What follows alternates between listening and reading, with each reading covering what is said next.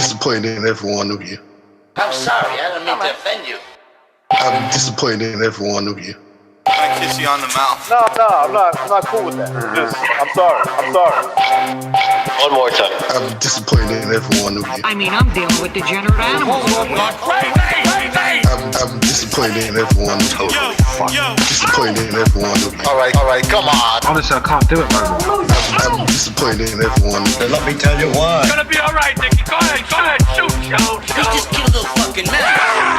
What are you going to do about it? You're happy because you got nothing. You don't got a thing. You're happy because you got nothing. You got nothing. I want to get out of this rat hole. I want to get online. I need BDA boxing.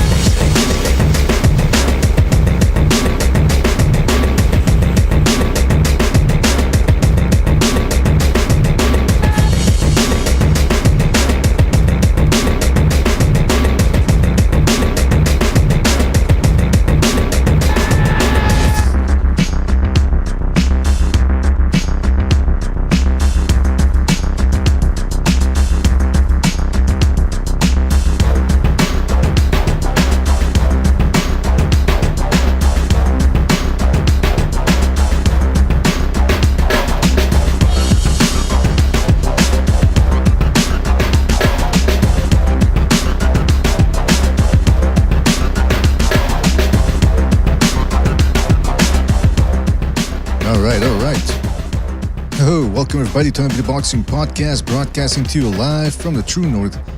This is your good friend Mr. BDA, and I'm glad that everybody could be on board for this one, fellas. In this episode, we got a fantastic one for you as we continue delving into the David Benavidez Demetrius Andrade fight that will be taking place this Saturday via pay-per-view.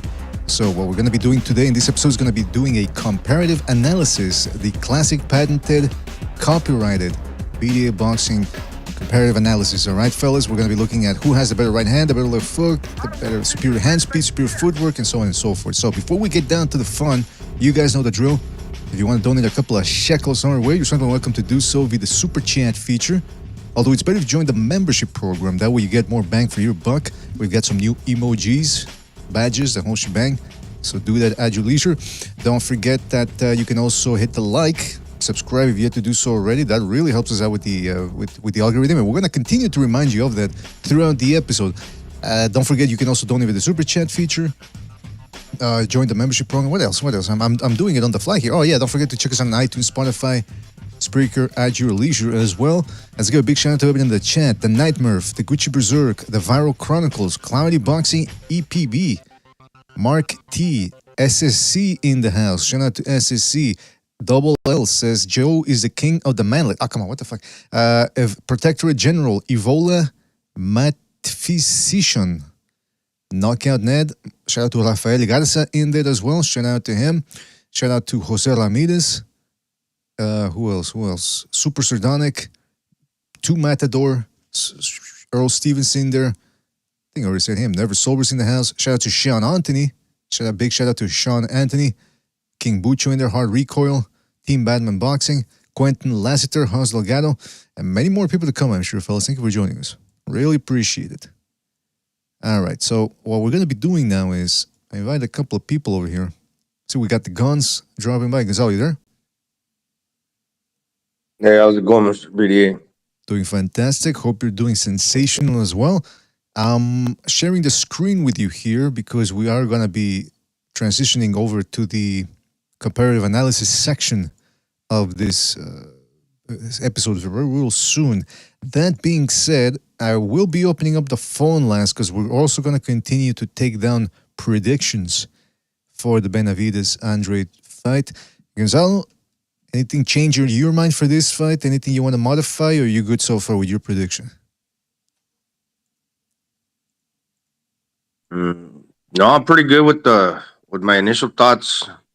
For me, it was kind of like it was a foregone conclusion a long time ago. And yes, of course, things change, but I'm just gonna keep it because I still see it playing out the same, and it's gonna be a good fight. I mean, I'm looking forward to it. I'm intrigued. It's not so much I think that it's gonna be a fun fight, at least not in the sense that Isaac Dogbo versus Nick Ball was last Saturday. But I'm expecting an intriguing matchup because this is like To start your show now.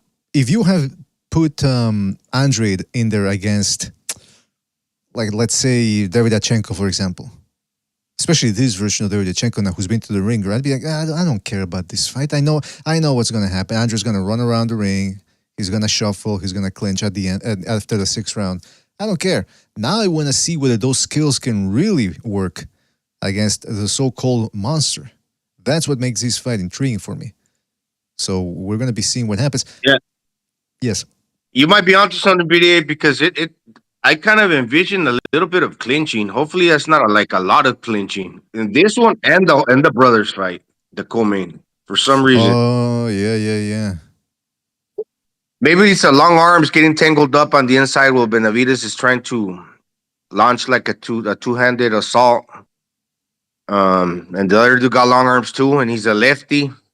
Him trying to circle around, for some reason they get tangled up with the hands and feet. But who knows? Hopefully, I'm wrong with that. I mean, I like I said earlier in the Discord earlier today, rather, I'm sort of revising my own whatchamacallit prediction. I want to go with Benavidez stoppage now because I do think Andrade is a sneaky guy. He's wily, as I like to say, but he's also 35 years old, and Caleb Plant was more explosive on his feet than Andrade. He has better footwork, actually, or technically better. That doesn't necessarily mean the better overall, but he was a 31-year-old guy in there against Andrade. Excuse me, against Benavidez, whereas Andrade's 35, on the wrong side of 35, by the way, and he tends to drag his feet. So I don't know, man. I'm still undecided about whether I want to go Benavidez. I'm not even sure how confident I am in Benavidez winning. I mean, that was my first instinct, like you said, along with most of boxing. But I don't know if he's gonna stop him, man. That's always the big thing, man. But anyway, listen. As the episode goes along, maybe we'll try to percolate that the actual idea will percolate as we continue on here. I want to tell people again that the phone lines are open. We're going to be taking phone calls as we go along with this comparative analysis. And what else was I going to say about that? So we'll keep on taking your predictions. All right. Now, Gonzalo, let's go on over to the comparative analysis here. And as you can see, we're going to start off with page number 1. As always, it's going to be this first series of characteristics. Let me see if the circles are working here. Oh, there you go. Circle number... No, actually, that's the second circle. All right. Now, Gonzalo, we're going to talk about speed. This just means overall speed with the hands, right? Who throws from one point to the other? Whose punch reaches a distance at a faster rate or a faster time? Who would you give the edge to in terms of speed here? That's a difficult one to distinguish because Benavidez throws quicker combinations with the shorter rate of return between one arm and the other. So they're basically like shorter punches because he gets close to you, while the other guy got some blinding 1-2s and like 3-punch combos in the beginning when he'd be dropping his opponents early. Mm-hmm. So yeah, when I mentioned, and I think you said it too, when he got that dazzling speed. I was just gonna say sustained Benavidez because he's known for throwing a lot of volume with a lot of speed, maybe reminiscent of a lighter weight. A lot of punches and bunches, kind of like Hector Camacho or Meldrick Taylor, like with that 19-punch combination he caught Porky Medina. But then again, that was Porky Medina, man. Jesus, I'm not saying that Demetrius Andrade is slow. Obviously, he got that, like I said, the dazzling speed early, but then later it's probably not going to be there. So I'm just going to say Benavidez. Really? Okay, but so when they're both at 100%, who still has the faster hands? I will say Demetrius Andrade because David Benavidez is a slow starter. So like I think Algeria was saying, once he hones in that beacon, he starts then laying the leather like from less to more. So early, it's right off the gate. It's gonna be Andrade because he's gonna come out quicker, but then he'll wear out after 5 rounds. Right, but what I'm saying is, Hopefully, I'm gonna yeah. I'm gonna listen. The hand speed is comparable though.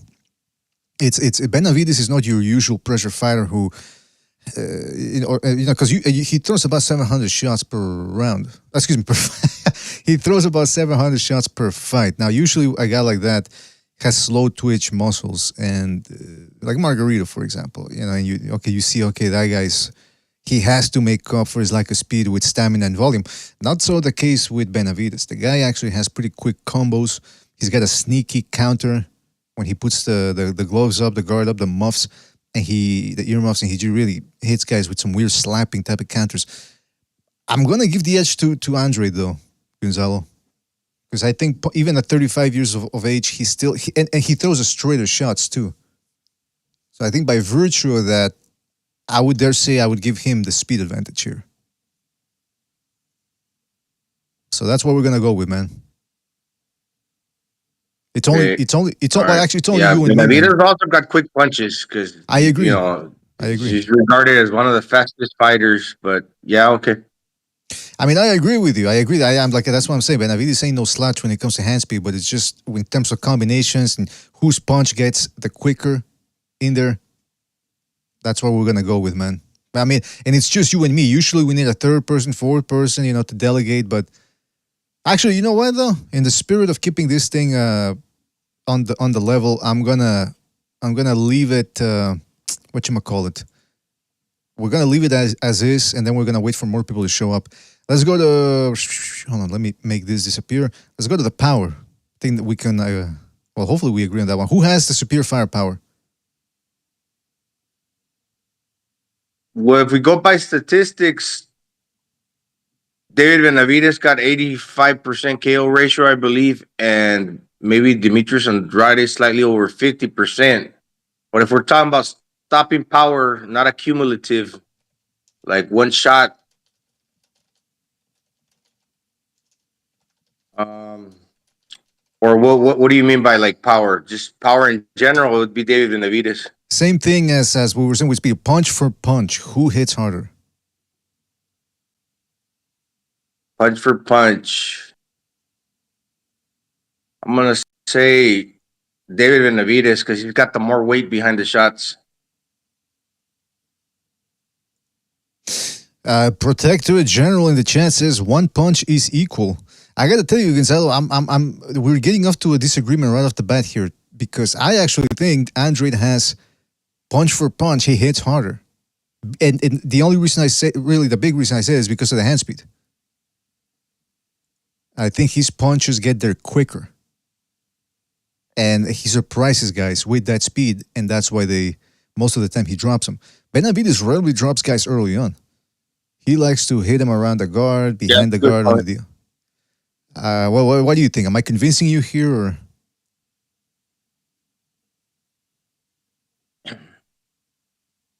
I mean, listen, Benavidez certainly. Sorry, Andrade does get a lot of knockdowns, and he got the speed early. He's a big dude too. Let me see. Yeah, but then again, okay, yeah, one stop punching power. Okay, I can see that too. But yeah, down the stretch, Benavidez, he's wearing you out. He got a lot of weight behind his shots. He's also got power too. But I see Benavidez like he's taking some power out of his punches and putting like 60% speed behind them. So he's really thinking about the long game. He's not, okay, I'm going to just throw heavy thuds and try to hurt you with one shot. I'm going to break you down, you could say slowly, I guess, or methodically. Well, we got Sobers dropping by here. That's a close one too, B. That's what I'm saying, man. I mean, it's not as clear cut as it seems. Sobers, what do you think? Who has a superior punch With for what? punch? Who hits harder? I'd say David. Interesting, interesting. Well, listen, it's 2-1. So I guess we got to go with power with Benavidez. Now we got to resolve the speed thing. Who has the superior hand speed? Solvers. David. You going with Benavidez as well? All right. Yeah, and the combination punching, he's shit. I don't want to call him Meldrick Taylor, but his combinations are pretty fast. They are. He's no slouch. I mean, he's no slot in there. Maybe, I mean, I guess you could make the argument that how old is this dude again? 26? Almost 9 years younger, right? So maybe he will have the faster hands. I don't know. But as you can see, we're already at a bit of a disadvantage here. 2-1. 2-1. That's been the last two, whatchamacallem, categories here have been 2-1. Now let's go on to ring IQ. Who has a superior ring intelligence? Who has a superior adaptability, the guile, we're talking about the experiences, who's going to use, unfortunately, veteran tactics if it comes down to it, all that jazz. Who has a superior ring IQ here? I would give, this is one of the few things I would give to Andrade, because David looks like he got one gear and he has one mindset and it's come forward. He's not going to box you. He's going to try to destroy you. And against certain opponents that could, lead to him getting hurt. Demetrius Andrade, he could try to come forward. You could say that against Quigley. He had him hurt and he tried to come forward, but then he knows if he can't get the guy out of there, he'll try something else. He's just not just trying to destroy you. He's trying to figure out a way to win. And I would give him that small advantage in ring IQ that, he'll look for something else he'll look for another answer besides knocking you out, and David will not. Gonzalo, do you agree? Do you disagree? I would say Benavidez also. But I could see how some people, because look, he does some things wrong, but there's a reason why he does them. It's not like he's making mistakes unintentionally. The whole squaring up to cut off the ring and throw the two hands, and the constant pressure, that's by design. All right. He got a lot of experience ever since he was he says he's been boxing ever since he was 2 years old. That's kind of fucking crazy. But I believe him because his brother was he's older, and that dad used to take him to the gym, and he got a lot of sparring experience with heavyweights. I mean, with world champions. And I think he's been more active than Bubu Andrade at the higher level too against the opponents. Well, it's kind of comparable. David Benavidez fought Caleb Plant. Experience-wise, because Bubu Andrade, he's 35 years old, but what has he done for me lately? And all this time, who has he really fought to? So it's few and far between. And I think maybe Benavidez is training with Pacheco, his brother. I don't know, man. That's a difficult one too. Well, I don't want to. I just give it to David Benavidez.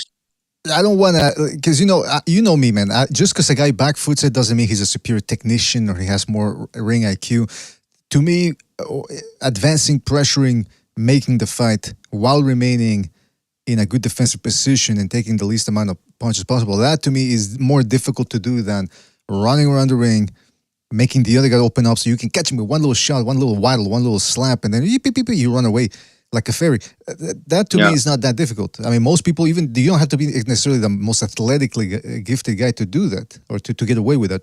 But in this scenario, man, ring IQ, again, we would break that down, like I said earlier, as if plan A goes awry, who can do plan B, right? Who can switch to plan B? Who can read the other guy better? Who can create openings more effectively? Maybe even also who doesn't get discouraged, I guess. No, actually, that would be mental strength. Who actually, ring IQ also goes into the fact of who actually has more weapons, who can use more weapons. Some, Andrade has a good left hand. He's a good straight left and some good uppercuts. But when it comes to his hooks, he tends to slap with them. And that jab of his, it's not exactly a shotgun jab. So, whereas Benavidez has superior firepower.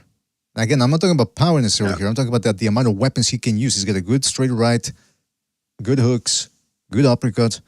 But I'm gonna have to go with Andrade, man. I think just he's more experienced at the professional level. He was also an Olympian, mind you. So he knows. In other words, he can be more aggressive when he wants to and let his hands go, but he can also go to plan B, which is just think the joint out something awful. And I think that's part of his ring IQ right there. So I'm gonna give it to Andrade. The reason I was thinking Benavidez because I think he's gonna be able to like smell blood. As soon as he hurts Andrade, he's gonna like be very intuitive, like in that regard. He's gonna know, he's gonna feel his energy. Like if this dude's like getting tired and I smell blood, I'm gonna jump on him. And I could see that David Benavidez is very he's very keen on that. You can tell by the way he looks. I gotta tell you, His man. reaction. So far, we've given Benavidez the advantage in speed and power. I disagree with both, but this is a majority type analysis here. So we're gonna go with that. Ring IQ, it was Gonzalo who disagreed with Solvers and myself. And so now we go, and don't forget to hit the like, fellas. Hit the like, or we end it right now, man. That's we leave it at this, man. We leave you in suspense, and we draw this thing out across 4 days. No, I'm kidding. Okay, but yeah, please hit the like. It really helps us out here. Now, the phone lines are open in case anybody wants to call in and comment on this list, as well as to give your predictions. We're still taking predictions. Let's go to the experience here. Who has a superior experience level?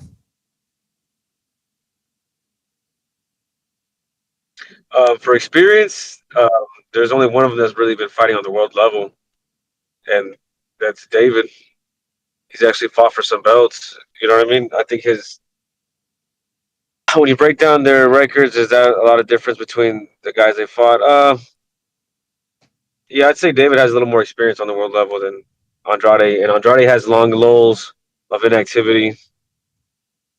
And that dude, before Eddie Hearn found him, he was fighting in high school in a media blackout fight. You know, so I don't know. I got David with more experience, bro. Gonzalo, what say ye? It's very similar to Ring IQ. Yeah, Benavidez been boxing ever since he was a little kid. He was already champion at 68, but then again, Andrade is 9 years older. So those 9 years that he's been walking the face of the earth, he's, been boxing as well. So he's got a longer trajectory as far as probably just being around the gyms. But then again, like I said, Benavidez started when he was 2, but I don't know, man. That's a close one. It's going to sound kind of like ambiguous because I picked Benavidez for ring IQ and experience is very similar, but I'm just going to go ahead with Andrade for some reason. For what, life experience? Life experience, yeah. Probably life experience. I mean, he was locked up at some point, right? He did a little time in county, I think. Oh, shit. He's probably more long in the tooth where you might have one of them. They say he got a lot of tricks up his sleeve. We'll see. I mean, I don't know about that, but I remember the movie. I remember the movie Mary Poppins when I was a little kid, and he busted out the fucking like little doctor's bag, and he was pulling out lampshades out of that thing with the long stands. Like, how did he do that? Well, look, Dick Van Dyke. So maybe he's got a crazy trick up his sleeve. I don't know, like magic. Windy City says he did time for rape. No, he didn't. That's fake news, man. We don't want to get sued, man. Windy City. No, he didn't do time. I don't know what he did time for, but I know it wasn't rape. All right, with this motherfucker. But anyway, listen. The point is, when it comes to experience, we're in a little bit of a conundrum here because, again, let's define experience. Benavidez actually started off his professional career 5 years before Benavidez, and yet he only has about 4 more fights or 5 or 4 more fights in the. Oh, let me check. How many more fights does he have? Real quick here, we're gonna go show. Okay, so we've got the tape here. Benavidez has 27 wins, of course, 0 losses. Demetrius Andrade also undefeated, and he has 32 wins. So he only has 5 extra more fights, which means there must have been a lull somewhere there Like somebody like Sober said, he was fighting in school gymnasiums, and I mean, in terms of opposition, it's not until in 2013 that's when Benavidez fought Vanes Martiriosian, Willie Nelson, okay, Jack Colkay, Alantis Fox. Then Walter, that dude doesn't count. I'm sorry, man. Akabov, never done anything afterwards. Zulensky, good win. Luke Killer, Liam Williams. Okay, now we're talking about a guy with a big right hand. And since then, he's fought very limited opposition. But are we gonna say that Benavidez has been fighting killers? I mean, he just recently stepped up to fight Caleb Plant. I don't know, man. So Gonzalo, just remind me, who'd you pick for experience? Yeah, I'm kind of like somewhat unsure, but I'm just gonna say Andrade because he's older, so he's 9 years, and that's experience. That's been around, maybe learning the tricks of the trade like a little longer, but who knows, man? You could also be a young veteran. And I mean, David Benavidez has been around boxing his whole life. So it's just a close one too. But I don't know. I'm just gonna give it to the older guy. Yeah, I think just in terms of sheer bounce, and it's not like Benavidez has been fighting superior competition by that much. So, Sobers, you I think you had gone with Benavidez, right?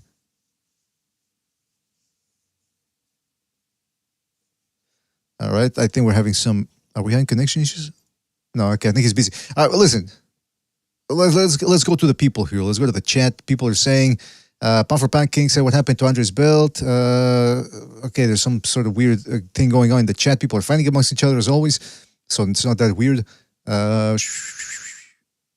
Nobody's letting us know, man. What the fuck?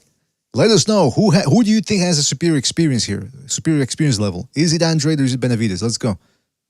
Okay, write 1 for Benavidez. Write 2 for Andrade. That way we can get through this faster. So just 1 or 2. Just write the number 1 or 2 in the chat. Well, Sergeant says Benavidez. Windy City says Benavidez. What else we got here? Fuck, the chat is going a little slow here. Sergeant says, okay, Benavidez. Amok says Benavidez. Okay, come on. Most people are going with Benavidez apparently here. It's a close one, BDA, just like the first 2. Yeah, I'm kind of like, I'm inclining more, and I shouldn't say this, but I don't want to sound like too biased. Like, for some reason, I'm picking Benavidez all the time. It shouldn't be like that. But yeah, it's a close one. But hold on. In terms of sheer quantity, I mean, how many more? What was your justification again? Well, Benavidez has been boxing, supposedly. I know this is an exaggeration, but I heard him yesterday while I was driving. He said, I've been boxing ever since I was 2 years old. Yeah, and I was talking to Bubo yesterday, Fernandez. He was telling me, man, this dude, ever since he was a little kid, he was around the gym. And yeah, so he's been sparring like ever since he was a teenager, like world champions. Then he was actually a belt holder at 68 already until he lost that on the scale, and because he did coke then later because he couldn't make the weight or something. And yeah, and Andrade, because he's 9 years older. So he's a little bit more long in the tooth in that regard. So obviously, those 9 years have to count for something, right? You learn stuff. But yeah, that's the way I see it. So that's why it's close. I mean, I gotta tell you, man. Shit, my mic's off. I gotta tell you, I don't know, man, because I mean, when I'm talking experience, I'm not just. I take very little stock in the when they started boxing, when they first stepped foot in the gym. We're talking a professional experience here, and I think yeah, but Andre hasn't fought the best out there. I don't think he's ever been considered top 10 pound for pound, and he's been boxing since 2008. Probably one of the guys who started. I mean, usually most of the guys that started by 2008 now are winding down.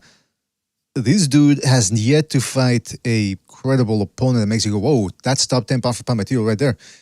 But still, he's got many more wins than Benavidez. I mean, let's put it in perspective. When he fought Martiriosian, that was 2013. Benavidez was just turning pro that year. So I got to give it to Benavidez, man. Excuse me, Andrade. I got to give it to Andrade. then I keep thinking that Benavidez, you could, well, to have amateur experience is a good thing, but some of these guys that transition from amateur to professional, they're kind of inhibited in the regard that they have to like rebuild themselves from the floor up again a lot of times because professional toe rounds at a different pace, and Benavides has no amateur experience. He's just developed from the floor up as a professional. But yeah, like I said, I give it to Andrade too, All right. slightly. Yeah, Uh, it's a all close right. one though. Yeah, I know, man. Some of these, it's kind of hard since both guys are relatively unproven. Especially that's the weird thing, like I said about Andrade, considering he's been fighting since 2008. All right, like foot movement. Who has superior footwork? Who wants to go first? Gonzalo, go ahead. Mm, like I said, okay, before, and I know I sound like a broken record, but it's true. Squaring up on David Benavidez' part is by design, right? Because if my feet are parallel and you try to escape to the left or to the right, all he has to do is dart to the left or dart to the right at a 45-degree angle, and you could trap your opponent, right? That's the idea right there. And squaring up will also allow you to get a equal distance between your right and left hand, to be able to volley back and forth with the equal rate of return as opposed to one hand in front of the other, which is also like obviously by design when you're standing at the bladed stance like Andrade do. Andrade, I would have to say Andrade, he's got good pivots. He's a lefty, so he can like take a hard angle and like totally flank you from one side where you're not gonna see that left hand coming, right? Because you're facing the other direction. And like I was mentioning yesterday in the Discord, I think when you said he changes levels, he bends at the knees and he slightly leans back to not give you the distance to counter him, and that way he's watching you. And he slightly inches forward, like he crawls forward, well, not crawl, but like a panther, like a panther. He's kind of taking a half steps to get the distance. Right. But let me see footwork. But the thing with Andrade, he starts losing shape. He starts getting a little disheveled. And then all of a sudden, what was wide, yes, to keep you on the outside of his stance, because he does stand slightly wider as he dips low and right to keep you like, and as he furtherly extends his hand. But that he starts losing the shape after like we mentioned after the fifth or sixth round. With Benavidez, he's just gonna get stronger, and yeah, he's susceptible to getting dropped because, like I said, it's by design, but still it has its risks. So that's a close one too, BD. Jesus, I'm kind of going back and forth with this one too. Listen, I know it's a difficult one, but let's refrain from using the Lord's name in vain. But go ahead, man. Foot movement, footwork. Yeah. Who has superior footwork? That's all right. Get the fuck out of here. Foot movement, it's gonna be Benavidez because he's gonna put the pressure, and also the pressure and the long steps. And like you said yesterday, Andrade is also probably the same height, but I see Benavidez, he can walk you down from one side of the ring to the other with like 2-3 long steps, right? So I'm just gonna say Benavidez. Right, and Sobers, I don't know if you're there, man, but if you're not, okay, I'll go then.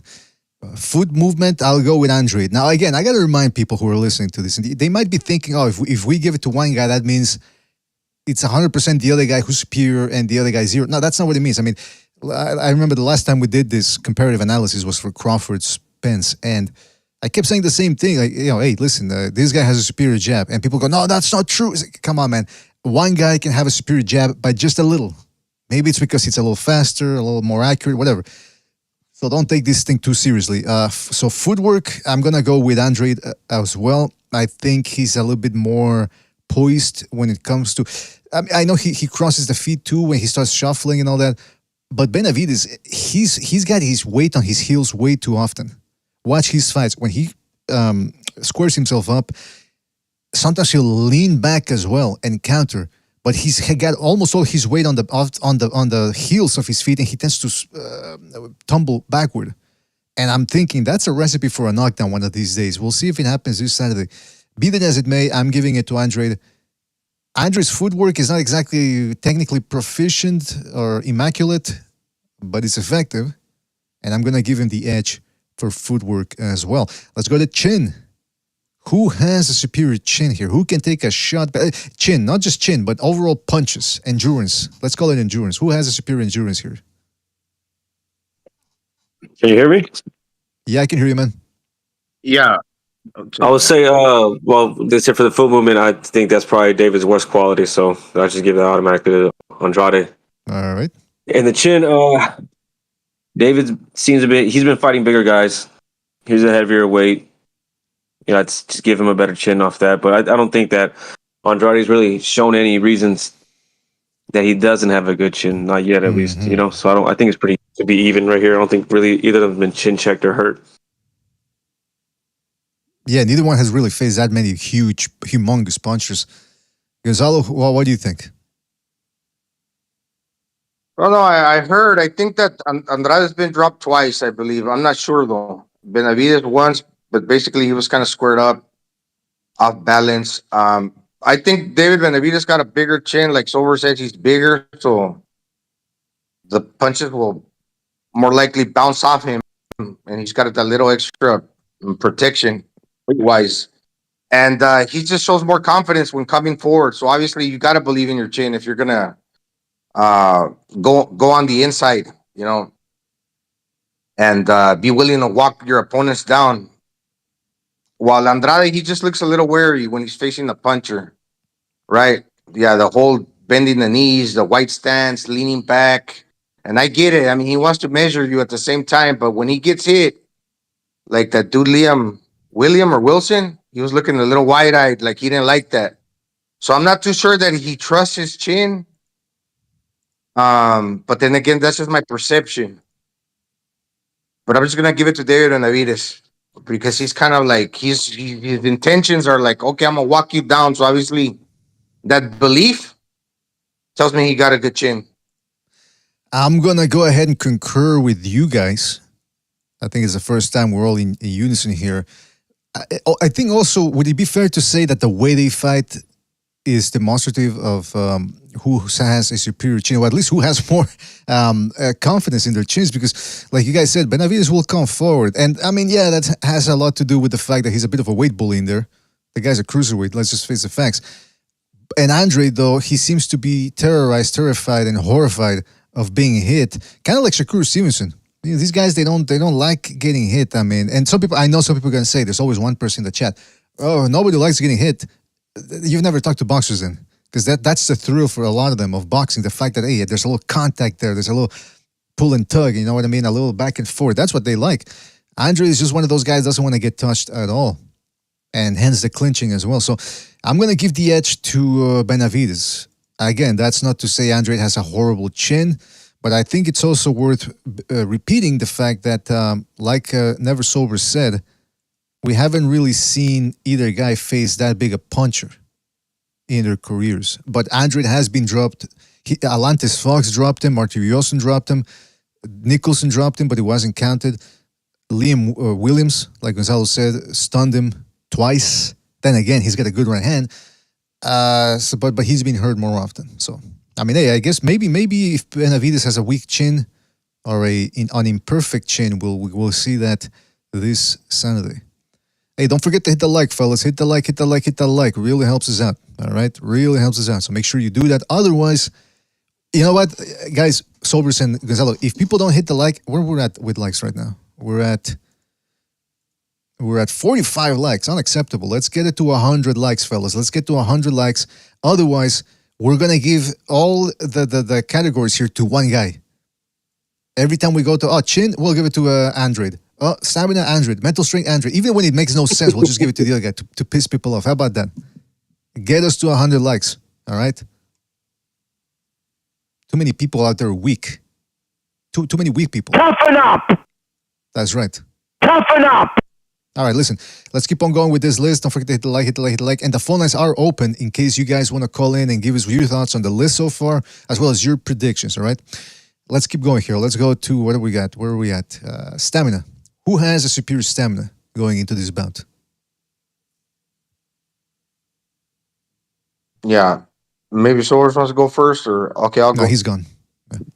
I'd say hands down, David Benavidez. Yeah, I get it. Andrade starts quicker, Hmm. and he'll usually end up more tired. Well, that's a definitely looking like he don't want to actually like engage too much. Depends on the pressure you put on Andrade. But then Benavidez starts slower, starts gaining momentum. So he finishes pretty strong, and I've never really seen him visibly tired. Right, I didn't see him tired against Caleb Plant. Yes, he threw more punches, but he was a little bit more muscle bound, and he was trying to put respect instead of like just throwing excessive volume. Like not too many pity pats. Yeah, he dialed it down, but it was quality punches. But still, he ended pretty strong with Caleb Plank doing a lot of the clinching, not wanting to allow Benavidez to like really work. But yeah, he finishes usually like stronger. I'm just gonna say David Benavidez. All right, that's Gonzalo going with David Benavidez. Stamina, Sobers. Who would you say has superior stamina going into this? This one's kind of easy for me. I'd say David. You could say he tired out against Caleb Plant, but he was still coming forward the whole time.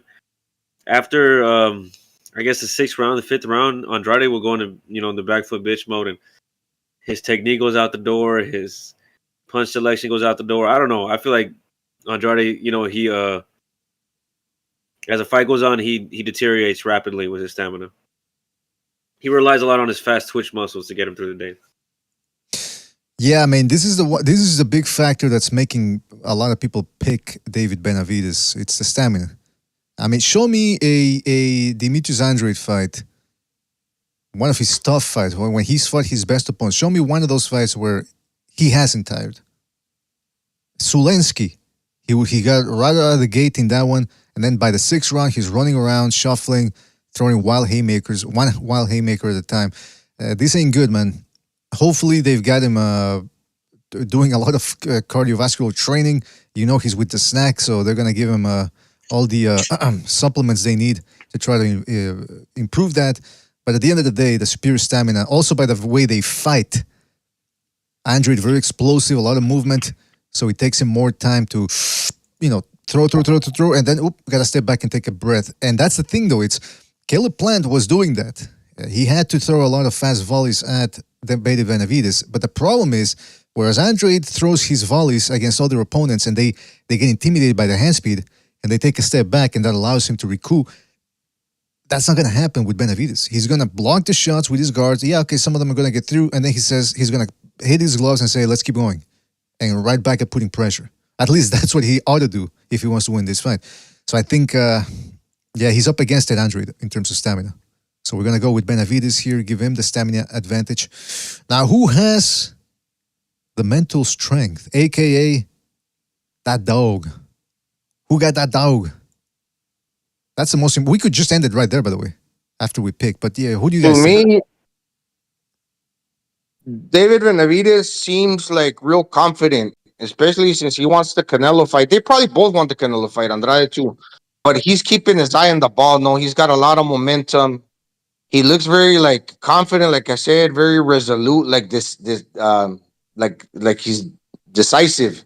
Like he knows what he wants, and when he talks, he sounds like very sure of himself. Andrade, he's a little bit more loopy, He's a little bit more like, you see his personality. He's unpredictable, which is not necessarily a bad thing.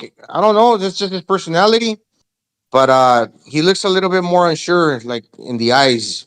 You see him when he got punched by the Liam Wilson cat, the fighter from England. Liam Williams. Yeah, Liam Williams. And he just like, he you're not sure what you're going to get with them. He looks a little like insecure, to be honest, but that's just my perception. Once again, I'm just gonna say David Benavidez. He looks more decided. I don't know, Gonzalo. You got to be pretty confident to go into a podium in front of 50 or 60 press members and start going. I mean, I don't know. I wouldn't do it, man. I wouldn't do it. That takes a lot of balls, man. But I think your point still stands, Gonzalo. I think your point still stands.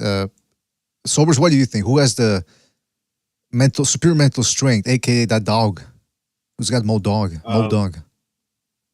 I think after the years and years of being ducked in every division, being denied the biggest fights, knowing that in your prime you could beat everyone's favorite fighter from pillar to post, like just beat the shit out of them. And now that you had to wait till you're almost, in your mid-30s to really get your shot at anything important, I think that requires a lot of mental durability and focus. I'm going to give Andrade the edge on mental toughness. Why are you laughing when you say that? Huh? No, that wasn't laughing. That was something in the background. That was my TV. That was something in the background. Yeah, the background. The TV was laughing at you, man, or at me rather. I don't know if. Well, listen. There's something to be said about his determination. Then again, other people contend that a lot of that career stalling was of his own doing. Be that as it may, I think Amak surmised it succinctly and quite tersely. When he said, he was quite terse, is what I'm saying. When he says one guy backfoot bitches it, the other guy doesn't. I mean, that to me says it all. Yeah. Yeah. Yeah, the moniker, the monster. You got to be confident if you're a monster, right? If I go in a room and I see a monster in there, dude, fucking turn on the lights. I'm running out of there. Like, yeah. What about a ghost, though? The monster, the confident one. Have you ever seen a ghost, Gonzalo? And if so, did it scare you? Or if you haven't, would you be scared of an ethereal apparition? Yeah, of course. I wouldn't. What's a ghost gonna do to you? It's gonna make some funny faces, maybe sing a little bit. Fuck it. You would the ghost fucker right here. All right, listen.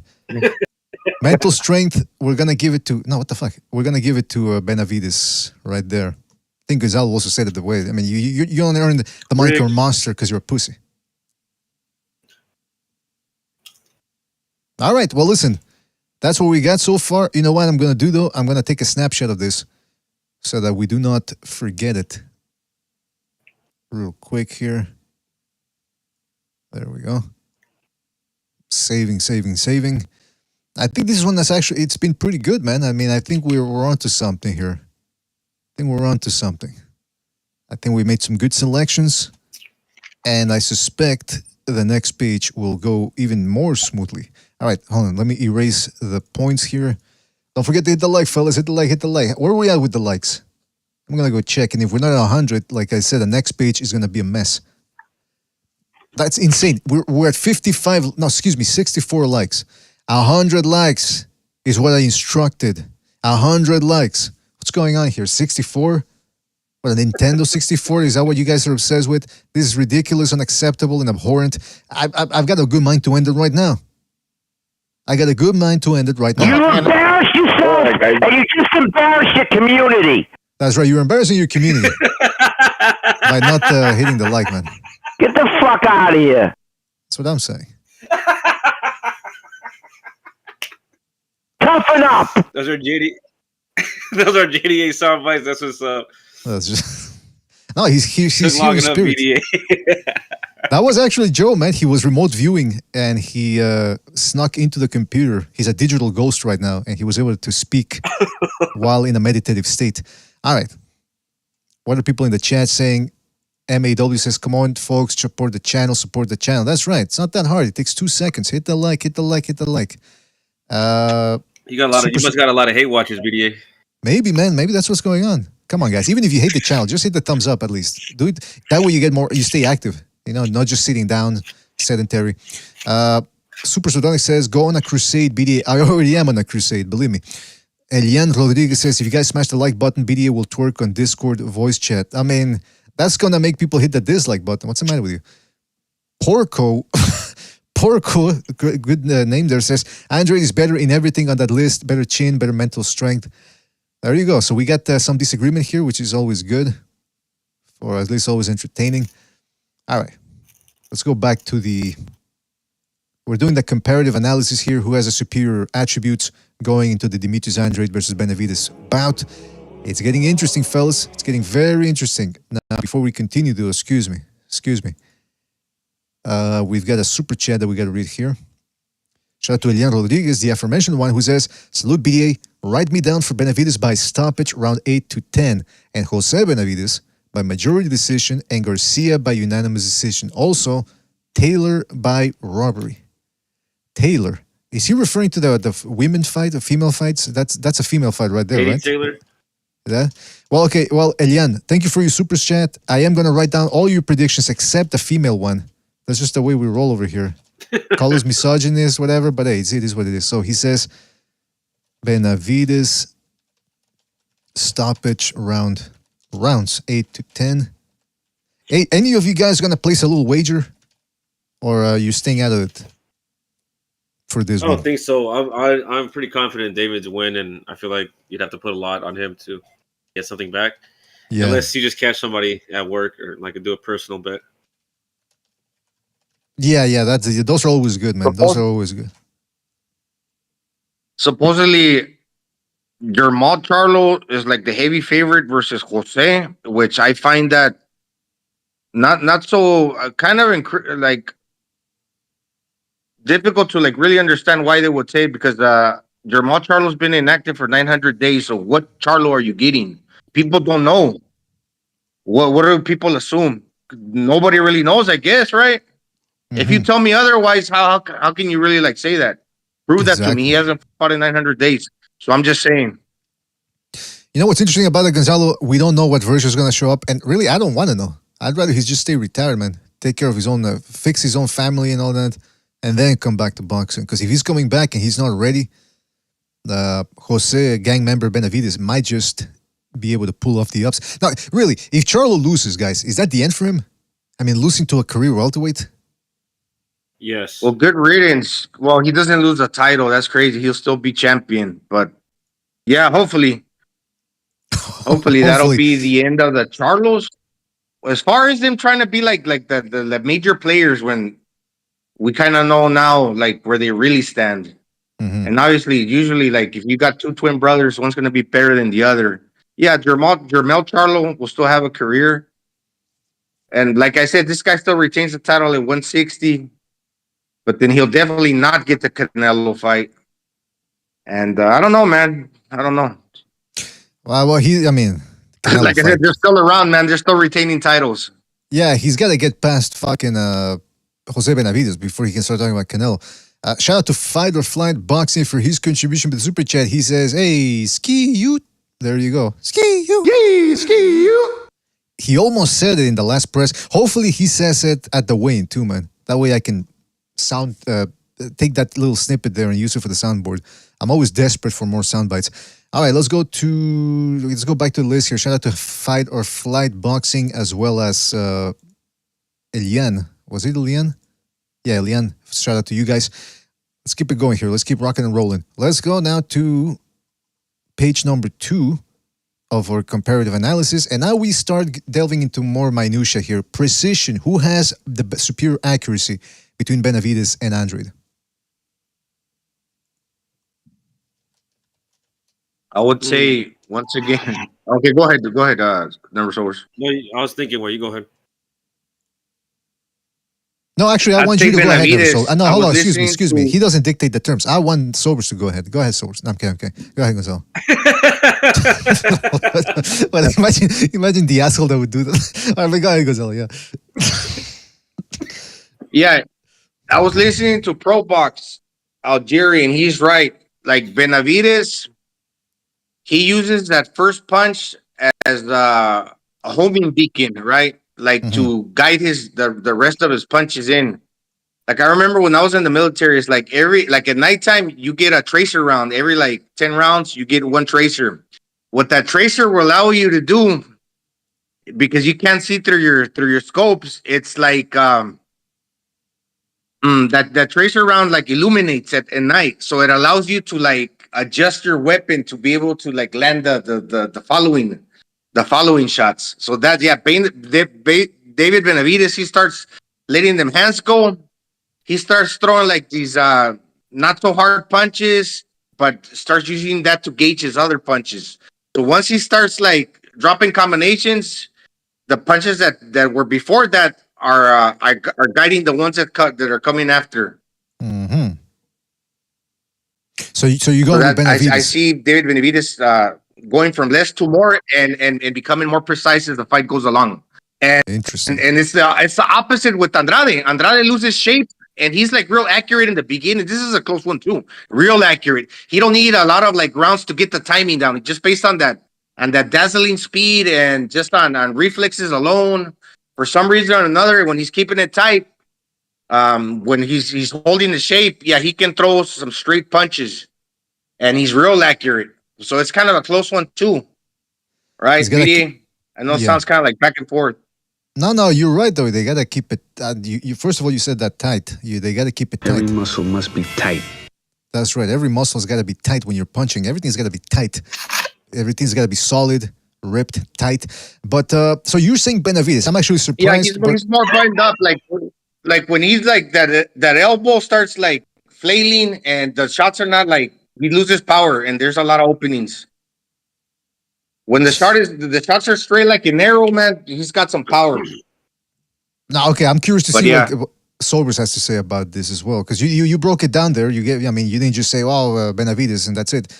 But I'm still curious here. I'm still a little undecided. Sobers, what do you think? Who has superior precision?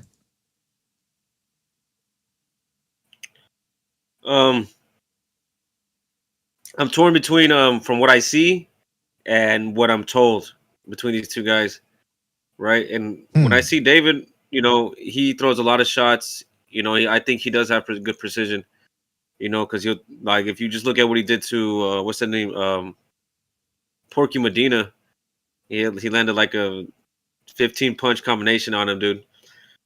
Right before he stopped him. You don't see anything like that from Andrade.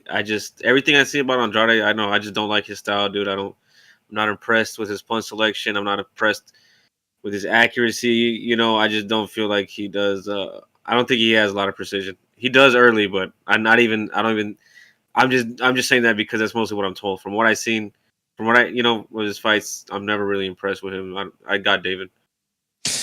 You know what's interesting about that? First of all, did we even call? There's no defense, huh? I just realized in this whole shenanigan thing. Hold on, experience for. Yeah, we don't do defense here. That's weird. Hooks, uppercut, rear. Okay, yeah, because I was gonna say, if you look at the best opponent Benavidez has ever fought, and that was Caleb Plant. We can all agree with that. I don't think there's any misequivocation about that. But if you look at the CompuBox, or the punch stats rather, I don't think CompuBox did it for that fight.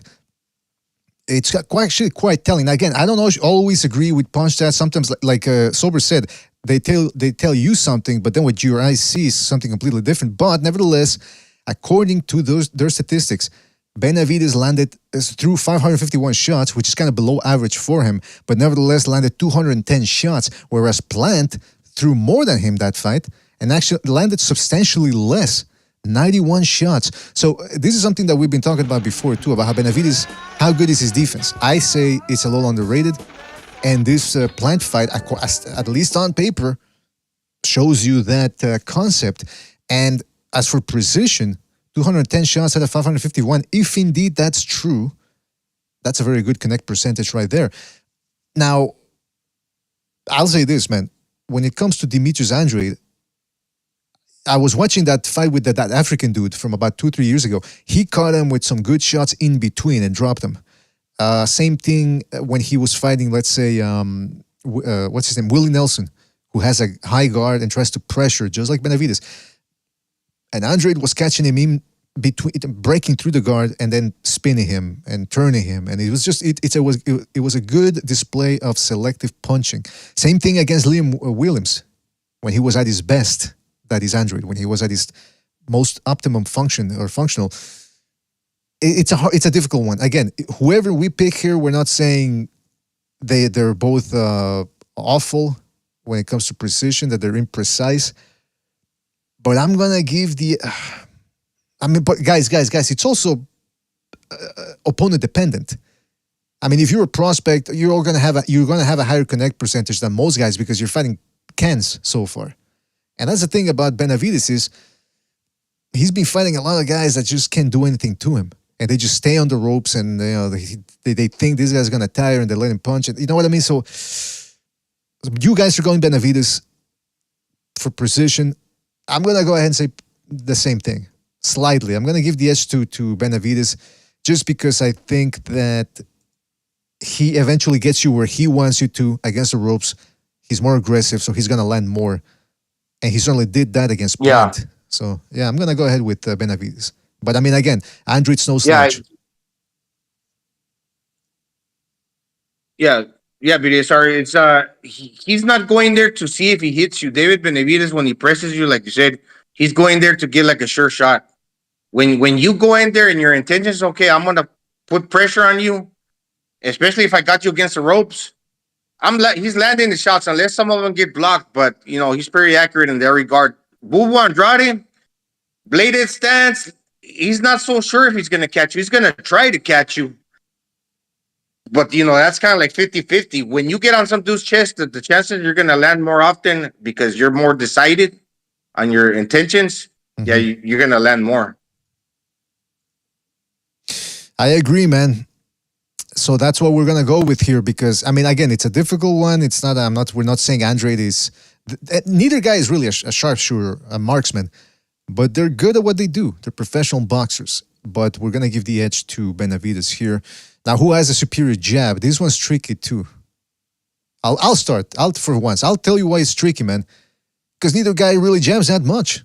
How about that? Benavidez got the long arms. He's got orangutan arms. Andrade has quick hands, but he's a southpaw, and most southpaws just don't seem to want to jab for some reason. So, guys, what do you think? I'm undecided on this one. I think... it's almost like... It's almost like Benavidez gives the illusion that you don't jab a lot because since he's squared up and he's throwing lefts and rights, it's kind of like, okay, is that like the power hand too, or what? Like equal power back and forth. But he'll pick away. He'll pick away with the jab in order to throw a right hand behind it, right? And he's tall, long. The way he cut, what's that dude from Lemieux? Right, obviously he's coming behind that jab as he's walking you down. But Andrade, he's got more of that bladed stance, so you can say that he's extending that arm. Sometimes it could be just to like disguise the left hand or use it as a rangefinder and like a flagpole, you know, to keep the opponent at bay. So I'm just gonna say Andrade. I'm gonna give it to Andrade because he stands more in the conventional stance. Sobers, what do you think? Superior jab. I would say I don't think either of them use their jab that much. Not that I remember. I'm gonna have to look up. I just feel like, man, all my opinions of Andrade are kind of low. I'm gonna have to look at him just, so I have to really got to force myself to relook at some of his work. So I'm like, he can't be as bad as I'm putting him in my head. You know what I mean? So. But I would say David looks like he doesn't use the jab as much, but I'd say he uses a little bit more. But I don't think they use it significantly in their styles. I'd say I put them even right here. I don't think a jab's gonna be significant for either of them in this fight. All right. Well, that's an even right there. Go ahead, Gonzo. Yeah, I bet a lot of people are pissed off, Sobers. A lot of people are pissed off that you say, and I get it because he didn't go all of a sudden to being like this superb fighter. You know what Canelo mentioned, you're a horrible fighter. But now, since this is an opportunity, Harris going to be saying like, oh, he's been avoided because a few people have said it. They wholeheartedly believe that now. People, that's what they believe nowadays. Yeah, he's a fucking monster too. But that's not true. No. I'll say this, man. When it comes to the jab, I'm going to give it to Boo Boo just by virtue of the fact he throws it more often. But it's not a world-class, it's not an all-time great jab. But hey, it might not have to be against Benavidez. We shall see. Hey, by the way, I'm quite miffed, dare I say, incensed by the lack of likes. I said, let's get to 100 likes. We're 16 likes away from 100. 16 likes away from 100. And I said, I gave that directive about 15, 20 minutes ago. That is disgusting. That is despondent. That is deplorable. And like I said, we're going to end the show, man. we will end the show if we don't get to 100 likes, at least 100 likes. So make sure to get off your keisters, misters, and hit that like. And like hey, Butch saying it too as well in the chat there. Hit that like. I don't know what to tell you, fellas. This is disgusting. But yeah, hit that like right now. You don't hit the like, Joe's got some. Joe's gonna give you some more psychological, spiritual, and dare I say, sexual abuse. All right. Toughen up! Toughen up! Toughen up! There you go. Get the fuck out of here! Eighth position! All right, listen. Let's go back to the list here. Don't forget to hit the like, hit the like, hit the like, hit the like. Really helps us out. Who has the superior rear hand? So that would be the right for Benavidez, and that would be the straight left for Andrade.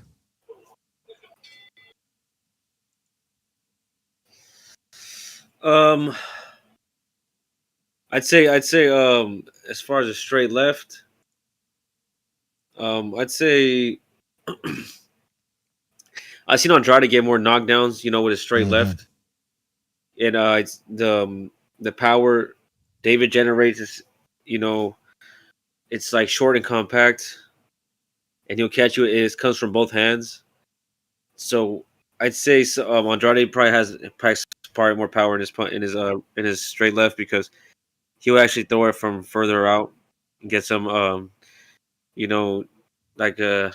some momentum building with it. I think David throws all his shots from really close range, and he just kind of catches you, not by surprise. But that's how a lot of his power is generated, more than the actual force or the weight of his, of his punches. I will agree with that, but I'm not saying which way I'm going so far yet. Gonzalo, what do you think? Superior rear hand?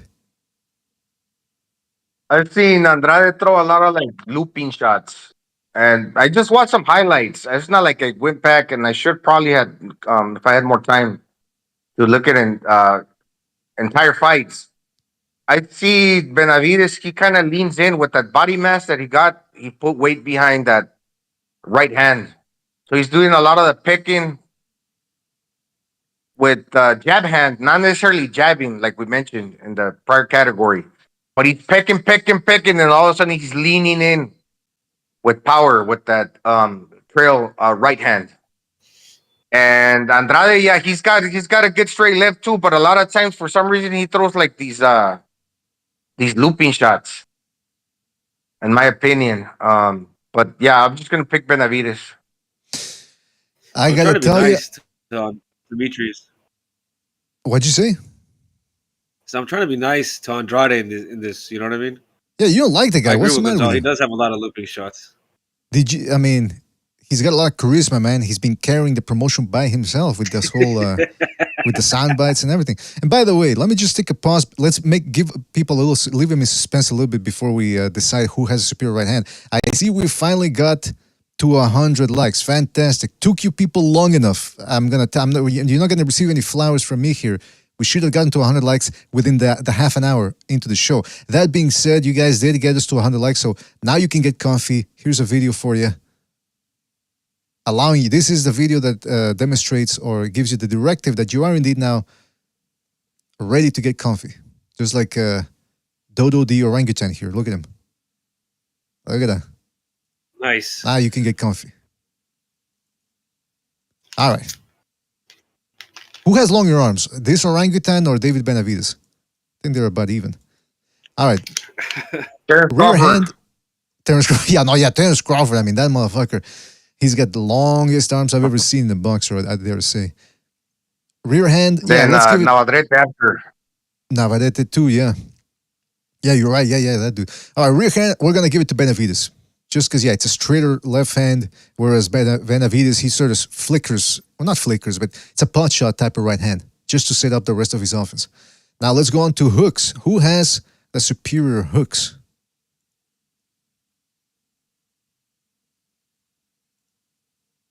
Geez, dude, I'd say Benavidez. That's it? Yeah. All right. Yeah, good. I mean, yeah. Why we don't need to over-explain everything here. Sobers, what do you think? Well, I would say it's hard to. I feel like David throws a lot of arm punches, and he does have good hooks. I'm not sure how you want to compare the looping shots that Andrade does to hooks. You know, I don't know, his overhands are almost hooks. Like Gonzalo was saying, like he throws a lot of looping shots. Damn, bro, I'm trying to be generous to Andrade, but I'm going to say David. I think David. First of all, David throws them better. He throws them more in faster succession and with his combinations. But I was just say his punches are a little weird because he seems to have like short arms. So all his punches seem to like he has like throws a lot of arm punches. They seem to be almost like all straight punches. Or I'm not. Maybe I'm tripping. I don't know. Well, you're tripping in the way because you're addressing Benavidez by David, by his first name. You're doing the same thing that Shakur Stevenson fans do, like Shakur, Kerr. I think Shakur. I really and all like these boxers on first name basis. BDA, they don't command any extra respect from me that I got to call them by their last names. Yeah, but still, I mean, David, come on, you don't know the guy. And if you go up to him, you go, hey. If you go up to him, you go, hey, fellow Mexicano, raza, la familia. He's gonna go, no, man, I'm half, Ecuadorian. I'm half Dominican. I'm a little Guatemalan too. Honduran. Like, come on, man. By the way, the Honduras are pissed. The Honduras are pissed with us because of what happened last night with between Mexico and Honduras. There, the game to see who qualifies for the Copa America next year. And it went to extra time, then it went to penalties, and they said that there was too much extra time. But I'm thinking, look, these guys were flopping around. I didn't see the match, but Bucho told me about it. He says these guys were just buying time because they needed to. It was a home and away match, and now that they were away, the Hondurans they had to. They were just buying time to get the draw so that they could advance to the Copa America. And come on, man, that's like the back foot bitch style of football, aka soccer. No good. What else? What else? Oh yeah, but Joe is threatening us with a lawsuit. He says, BDA didn't clear using my samples with my legal department. Next time you sample my voice, expect a lawsuit. My voice and likeness is copyrighted. Next time you need to clear it and cut the check. Hashtag what BDA. Well, listen, JDA, you got a problem with us. Our company is based out of Dubai. So good luck with the lawsuit there, buddy boy. It ain't gonna work out, man. That's all I'm saying. Expect 20 years of litigation. And with your temper, I'm sorry to say, I don't know if you make it 20 years. High blood pressure, coronaries, the whole shebang. But shout out to Joe there in the chat. All right, let's go to... So hooks, I agree, man. I'm going to go with Benavidez. I got to tell you, I disagree with you guys with the power. I think punch for punch, Andrade hits a little harder than Benavidez. And that's even with the fact that Benavidez has the substantially more bulk behind him. But I think punch for punch, Andrade hits harder so that even his hooks still pop some wallop, even though they're slaps. But ultimately, I'm going to go with Benavidez. In fact, you know what? I was rewatching that Caleb Plant fight. There was a point when Benavidez started really turning it on. And Plant was clinching. And Benavidez, he was looking at the referee. He's like, well, okay, you keep warning me of using my elbow, but what else can I do against this guy who keeps clinching? So he finally said, you know what, fuck it. He pushed Plant back a little bit with the elbow, with the forearm, and then he whacked him with a right in the clinch, and he actually hurt Plant. So I think hooks, yeah, even at a short distance, the guy can generate some power. But we got Joe jumping in here. Joe, are you there? Yeah, I'm here. All right. We're just doing the comparison. Misleading your audience. You're not in Dubai. You're in Canada. In Dubai, they have actual Wi-Fi. No, but the company is on paper. It's out of Dubai. Anyway, it's a long story. I'm not gonna get into the legalese here. Be it as it may, ain't gonna. Right. Listen, all you have to do is ask for permission. I won't charge you. All right. I'll ask for permission. Sobers is dying over there because he just took another hit. Just ask for permission, and I'll clear it. All right, I will definitely not be doing that. But hold on a second, I got a lot to get to here. All right, Joe, what do you think about the list so far? You agree, disagree with anything here? Let me see here. Jab, rear hand, hooks. Yeah, I agree with it somewhat. Somewhat.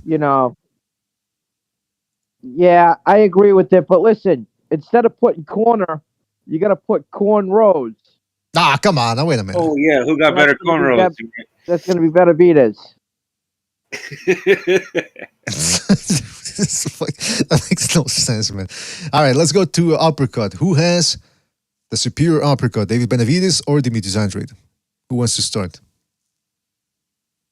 I'm gonna say David Benavidez because it kind of goes hand in hand with the hooks. When he volleys off these combinations, he'll mix up those punches. And since he's a tall dude and he's learned how to fight on the inside, he's got a lot of he's got a high ceiling with that hook. When he drives the punch up, he's tall, so he actually can push it past your that sweet spot as he's punching up when he gets up close to you. Like I said, Andrade, yeah, he throws good haymakers over the top, what you would call voladitos in Spanish. And I think because he wants to catch you with the knuckles, facing down, he wants to drive the knuckles in your head. And that's basically like a reverse uppercut. In other words, that haymaker that he throws, that's Andrade. But in regards to like actual hooks coming from underneath, I think Benavidez, because he gets in closer, right? He gets in closer. And if an opponent's coming to him, he'll just basically pop their head up with the short uppercut on the inside. He can hit with both hands with that uppercut. That is absolutely correct. But I want to hear from other people here. What do you guys think? Who has superior uppercuts here? What do you think, JDA? You guys can hear me, right? Yeah. Toughen up! Better uppercut. I'm going to go with Andrade. He's got a good one. Why? Because I don't think Benavidez has a good one. Wait. I think he's just a slap happy. I don't think he has the best technique either, man. I just think he's bigger than everybody that he fights. You know what, you man? That's a think good Benavidez point. is a tactician? You think he has good form? Yeah, I wouldn't refer to him as a tactician, but the point is, who has a better uppercut than the other here between these two? That's what we're limiting it to. So you're saying think Andrade does. Andrade has a good sneaky uppercut. If there wasn't corruption, I would pick Andrade to win this fight. Oh, interesting. Well, wait a minute. Okay, if there wasn't corruption, well, hold on. We all know BBC wants Benavidez to win so they can line that up with Canelo. It's all about money. Come on. The NBA does it. The NFL does it. Let's be real here. Hold on. Let's be real. Yeah, let's keep it real here, Joe. Number one, we were taking predictions in the last two shows, the last 2 days. You said Benavidez by decision, but I didn't hear you say anything about corruption. Yeah, because, look, the fight hasn't started yet. I'm allowed to change my mind. That's right. You changed your mind a lot, right, VDA? So, well, hold on. So you're saying Andrade is a superior fighter, but he's not going to get a fair shake. Is that what you're saying? Is that what you're saying? I didn't say let's just clarify that. Superior. I think he's the better fighter. You know? I don't respect somebody that stays in the same weight class who should be fighting at light heavyweight and calls himself the monster. Yeah, guess what? I'd be the monster if I was fighting guys 115 pounds. They'd be calling me the monster. Aren't you 115 pounds? As a welterweight. That's pussy shit, man. I thought you weighed 115 pounds. Again, I don't know. I weigh 100 fucking... Dude, I weigh 185 pounds solid muscle. Yeah? So, well, send us some pictures, man. Yeah. We want to see how thick, solid, and tight you can get. I'll send some pictures, but you got to promise me you black out my face because I can't have that shit all over social media. Every muscle must be tight. Plus, I can't. Right. I only can have so many girls hit me up on Instagram, dude. It's like ridiculous. You're gonna get more guys than girls. Let me tell you, man. All right, but listen. The point is this, man. Let's get back to brass tacks here. Let's get serious for a moment. You're saying uppercut. I can agree with that, Joe. I can, because again, this isn't a black or white type of thing where, well, we give it to one guy, that means the other guy sucks. But I can see what you're talking about when it comes to the well, Sobers. What do you think? We're gonna need I think we're gonna need a tiebreaker here. Well, who has the superior uppercuts? When I think about it, I'm right now. I'm even watching some Andrade's some Andrade fight right now. I don't see him, and I'm not just judging off of this one fight I'm watching, right? Because I've seen him fight a good amount of times. I don't think he uses his uppercut as a big weapon in his arsenal. And when I think about David, he uses the uppercuts and the hooks together in his combinations to hurt opponents. So I think it's a bigger part of David's arsenal. I think I'd say he has a better uppercut, but I do agree with Joe saying he throws a lot of arm punches. But he gave David Lemieux like 6 uppercuts, didn't he? Or like 8 of them. He almost gave. You know what I mean? Oh, David Lemieux, man. Nice. Yeah, and I a guy agree who with just got off his couch Tolbert. after sitting out for 3 fucking years, 4 years. Hey. You got to think also that champion, JDA. in order to land an uppercut, you got to be close to your opponent. Unless you're like Navarrete, who's throwing it from afar. Right? When Benavidez gets on you and he's squaring up, he can throw that uppercut because he's right there. Andrade, he's leaning back. He's got the feet wide. He's leaning back. And to throw that fucking uppercut from far out there, it's not one thing that he implements in his game. Let's be honest. You don't think Benavidez is one of the most overrated fighters in boxing right now? Well, I'm just saying what he does, it works. So it's like when Canelo fought Charlo. Why are you going to try to like dip out of a punch if you don't really need to? If you can take the punch and instead of like swerving out of the way, and I could do what I plan to do from point A to point B in the quickest way possible, I'm going to take all them shortcuts. I'm not going to try to be tactical in there. I'm just going to do my job, and that's what Benavidez is doing with, like you say, the weight size and everything that he brings to the table. That's a lot to deal with. All right, let's didn't answer my question.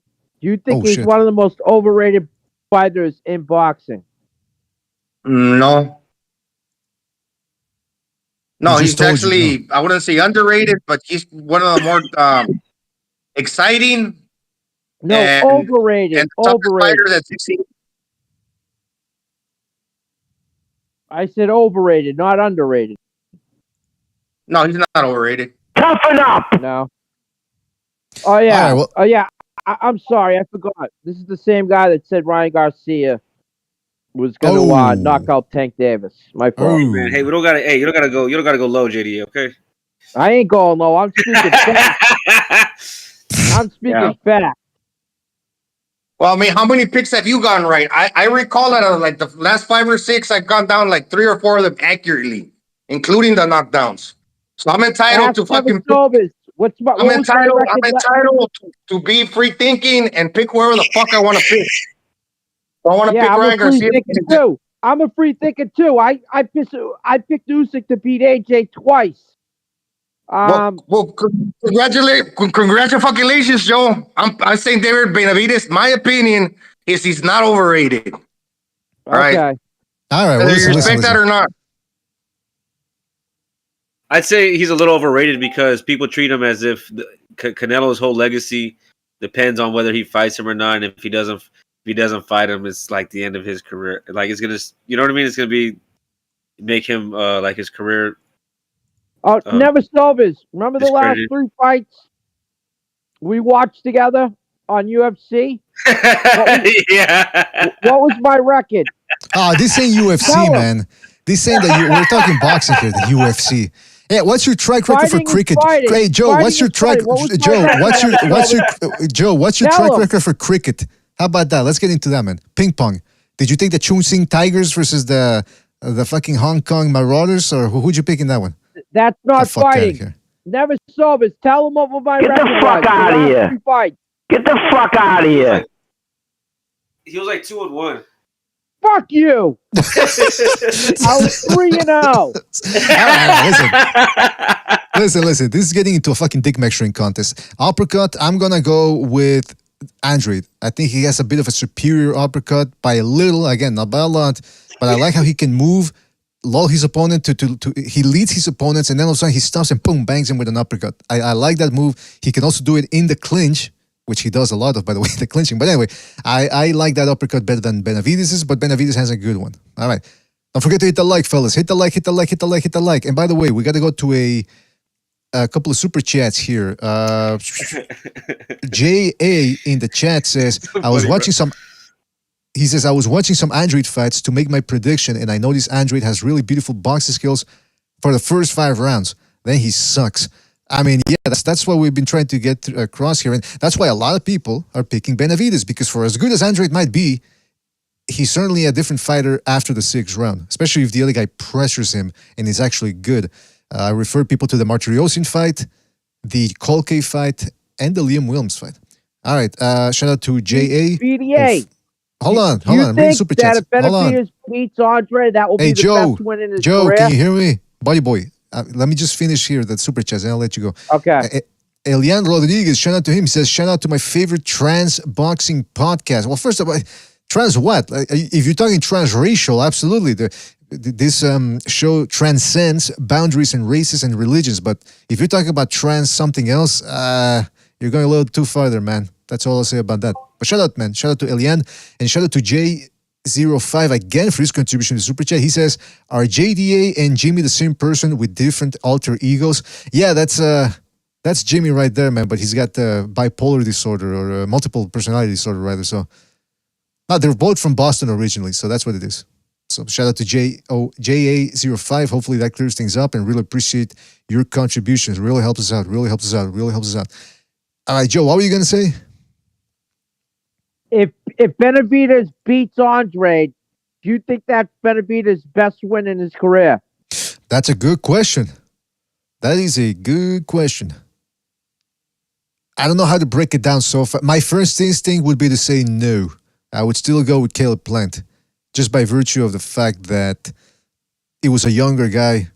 He was coming off that. Andrade would fucking kill Caleb Plant. Come on. Is that right?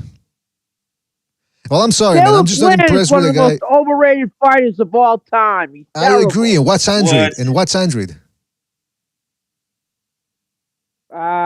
He's a lot better than Plant. A lot I don't better. think so, Brett. A lot better. That's what he's saying. Well, listen, I'll say this, man. This is Andrade's chance to prove us wrong. This is Andrade's chance to prove the boxing world that he was avoided and that he was always, that he's at the Bernard Hopkins. He's got from the same class as Hopkins and Marcus and all these other guys who got their chances late into their careers. That's what we're going to be looking What good win has Caleb Plant had? Well, Don't I mean, tell when me he beat fucking Durrell, Durrell. that was a racially Don't tell me charged. Hold Durrell. on. Well, let me answer, man. You asked me a question, then you start screaming over me. We're not in Boston here, man. We're not in the Southie, whatever they call it. Listen, that win over Durrell was racially charged, so that adds extra points to it. He's also 45 fucking years old. All right. Well, that's what I said. I said I'm not sure. You're asking me on the spot. I would have to think about it. What about Subway Mike Lee? Oh, come on. Yeah, that guy. Was he going to law school or what was he doing? He had an MBA, I think, or something. I'm not sure. I just remember he had the Subway commercials. Yeah, at least he didn't end up like the other Subway guy, the one that's in prison right now. Exactly. Yeah. For Jared. Yeah, cheese pizza, if you know what I mean. Your boy Jared. My boy. Hold on, who said my boy? Who said my boy? My boy. Get the fuck out of here, man. All right. Yeah. Listen, let's get serious for a moment here. Let's go back to the list here. All right. I'm disappointed in your answer, BDA. Okay, well, let somebody else answer and give you the answer you want to hear. Who else? What do you guys think? Is Plant, would Benavidez be, would Andrade be Benavidez' best win? I don't think so, bro, because I don't think Andrade's done anything to have that. What accolades does he have to be of somebody's best win, other than someone like Soljecki, you know, who's put there to lose against these guys. Soljecki. You know what I mean? That Polish guy that he's fought. Right. He's fought Daniel Jacobs. Yeah, he's not bad, but he's this kind of guy that's put there to win. You know, I mean, put there to lose. So if he beat him, that'd be the best win in his career. David, as with the way he's being rated, like you're saying, he's overrated. He should be able to blow through someone like Andrade. He was supposed to blow through Caleb Plant. And he couldn't do that. You know, people say, yeah, he fucked him up, but people were saying he was going to knock him out in 6 rounds and first 3 rounds. That was a hype behind him. You know, so But you know what Joe's gonna say? I don't think Andrade's that good. Joe's probably gonna say, yeah, but Andre's a 3-division world champion or something like that, or 2-division, however many divisions he's had. I mean, that's 8th division world champion. 8th division world champion. That's not great. no, that's not great. It's a 2-division world champion. Come on. Just send me the cash app at the end of the show. Get my cash app at the end of the show. He's gonna get me with his Hebrew lawyers. I got a Hebrew lawyer too, man. My lawyer is more Jewish than yours, man. You know how he doesn't use Viagra, man. He just watches videos of. He looks at statistics of how many Hamas people are being killed. He gets hard. So you try to beat that, man. Listen. You want to fuck with my fixer? I got a fixer, pal. A fixer. Jeez Louise. It sounds like get with a mob BDA's get with BDA's corporate firm. Cheat him. Dewey, cheat him, and how? Well, I gotta tell you, this show is deteriorating into something I didn't expect for this type of format, but it is what it is. I mean, we got Joe screaming, we've got Pete leaving messages in the BDA headquarters. I want you to come on down here about peace with Palestinians, death to all Muslims, death to all Muslim man. Ah, geez, Luis. You know, Pete, you keep saying that you're gonna get some packages with some strange powder in them. I'm just saying, you should watch it. All right, well, listen. Let's get back to business here. What's going on? Don't forget to hit the like, fellas. Hit the like, hit the like, hit the like, hit the like. This whole malarkey is throwing me off for a loop here. Where are we? Okay, so let's go back to the list here, the comparative analysis. All right, I think this one is something we can all agree with, or we're going to agree with. Body work. Who has a superior body work? Who's a superior body puncher? Ooh, David's body work is non-existent. Benavidez, I think, maybe Andrade changes levels and he'll throw the straight shots to the pit of the stomach. He's also a southpaw that aligns with the liver, but he very rarely throws any hooks to the liver. He does throw straight punches, stabbing punches to the stomach. But then David Benavidez, I mean, he punches hard with both hands. Although he's a righty, a lot of righties do not go to the liver, although it's the closest to you with that right hand, because they can't really generate a lot of power. And but David Benavidez, he hits hard with both hands, so he does go. Let me see. Yeah, he does go to the liver. He does go to the liver with that lead hand, with that lead left.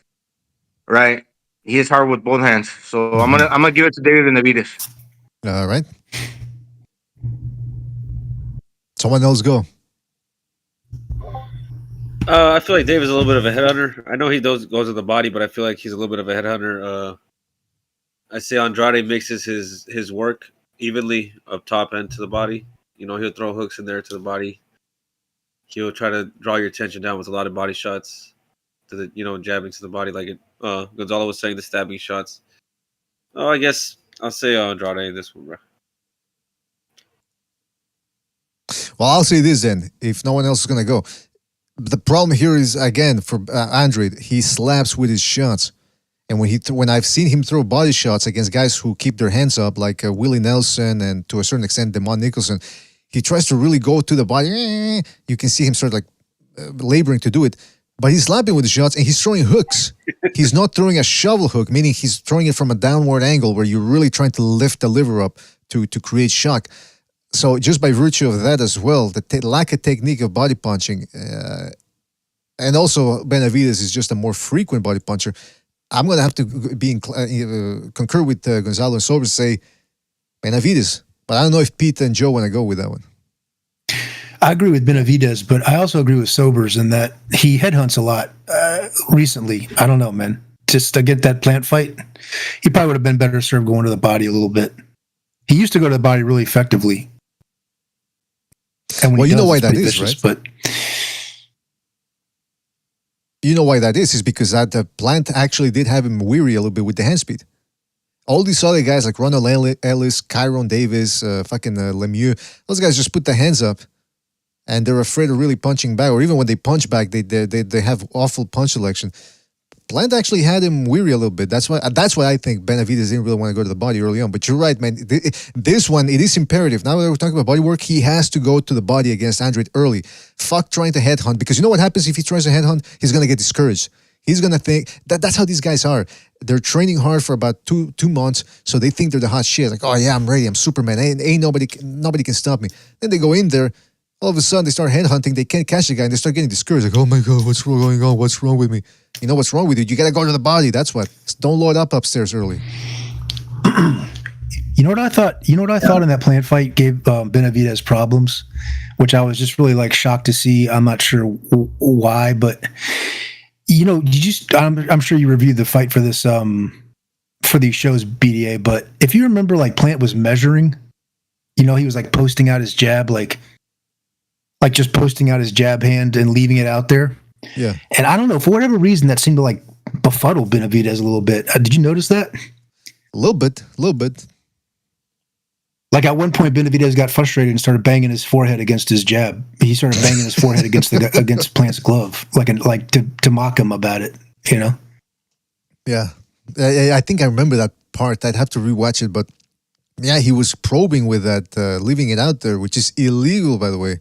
But referee Kenny Bayless was, Kenny Bayless was just intent on screwing Benavidez over in that one. The worst part was when Plant had clinched for about the 50th time within 4 rounds, and Benavidez using his forearm to try to pry Plant away from him to try to end the sexual assault. And then Kenny Bayless separates them, and you think, okay, he's going to warn Plant about the clinching. He warns Benavidez about the forearm. So that's right. That's what irks me about these people that go, well, you know, if one guy's clinching, it's up to the other guy to do something. Yeah, well, what if the referee's an idiot or corrupt? What then, geniuses? That's when it's up to us to call these motherfuckers out. But Bayless. Kenny Bayless.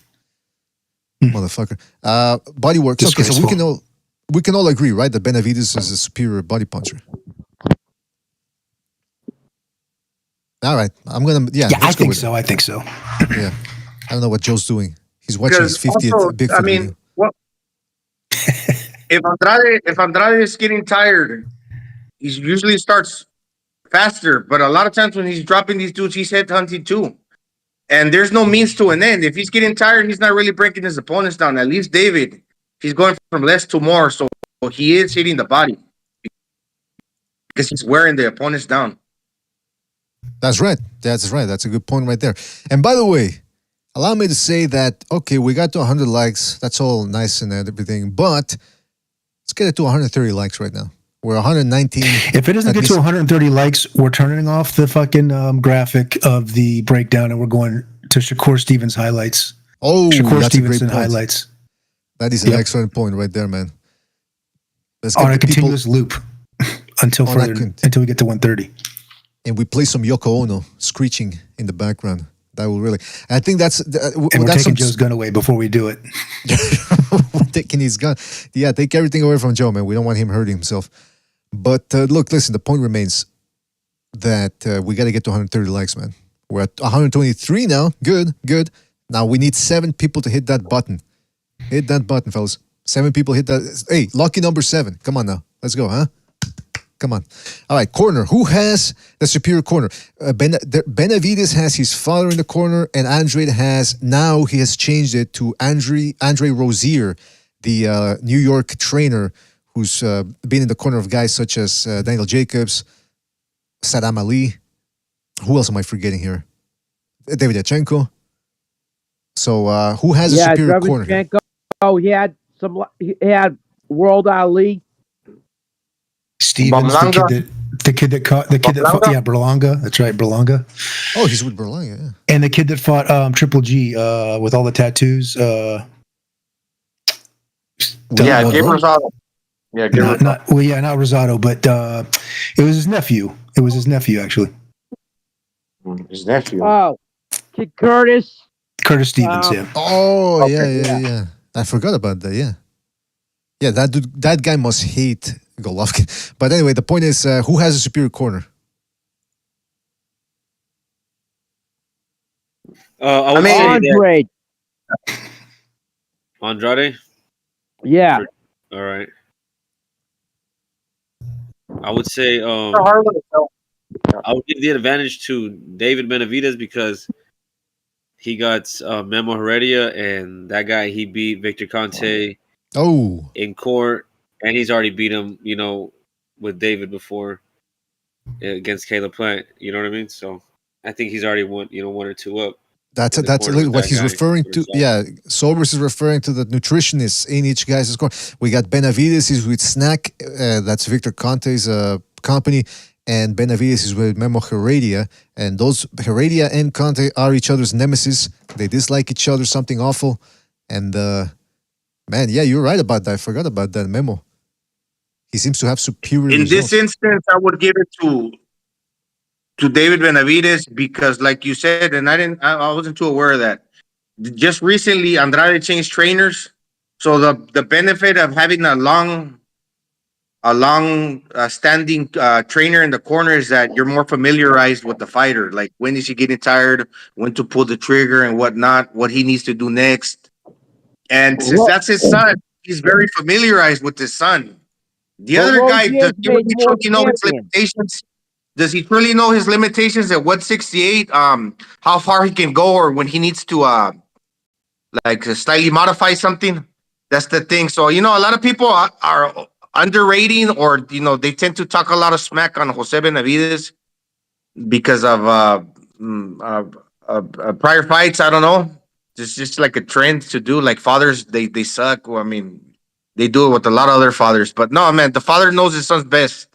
So I'm just gonna say, although Andrade's trainer got more experience with different fighters.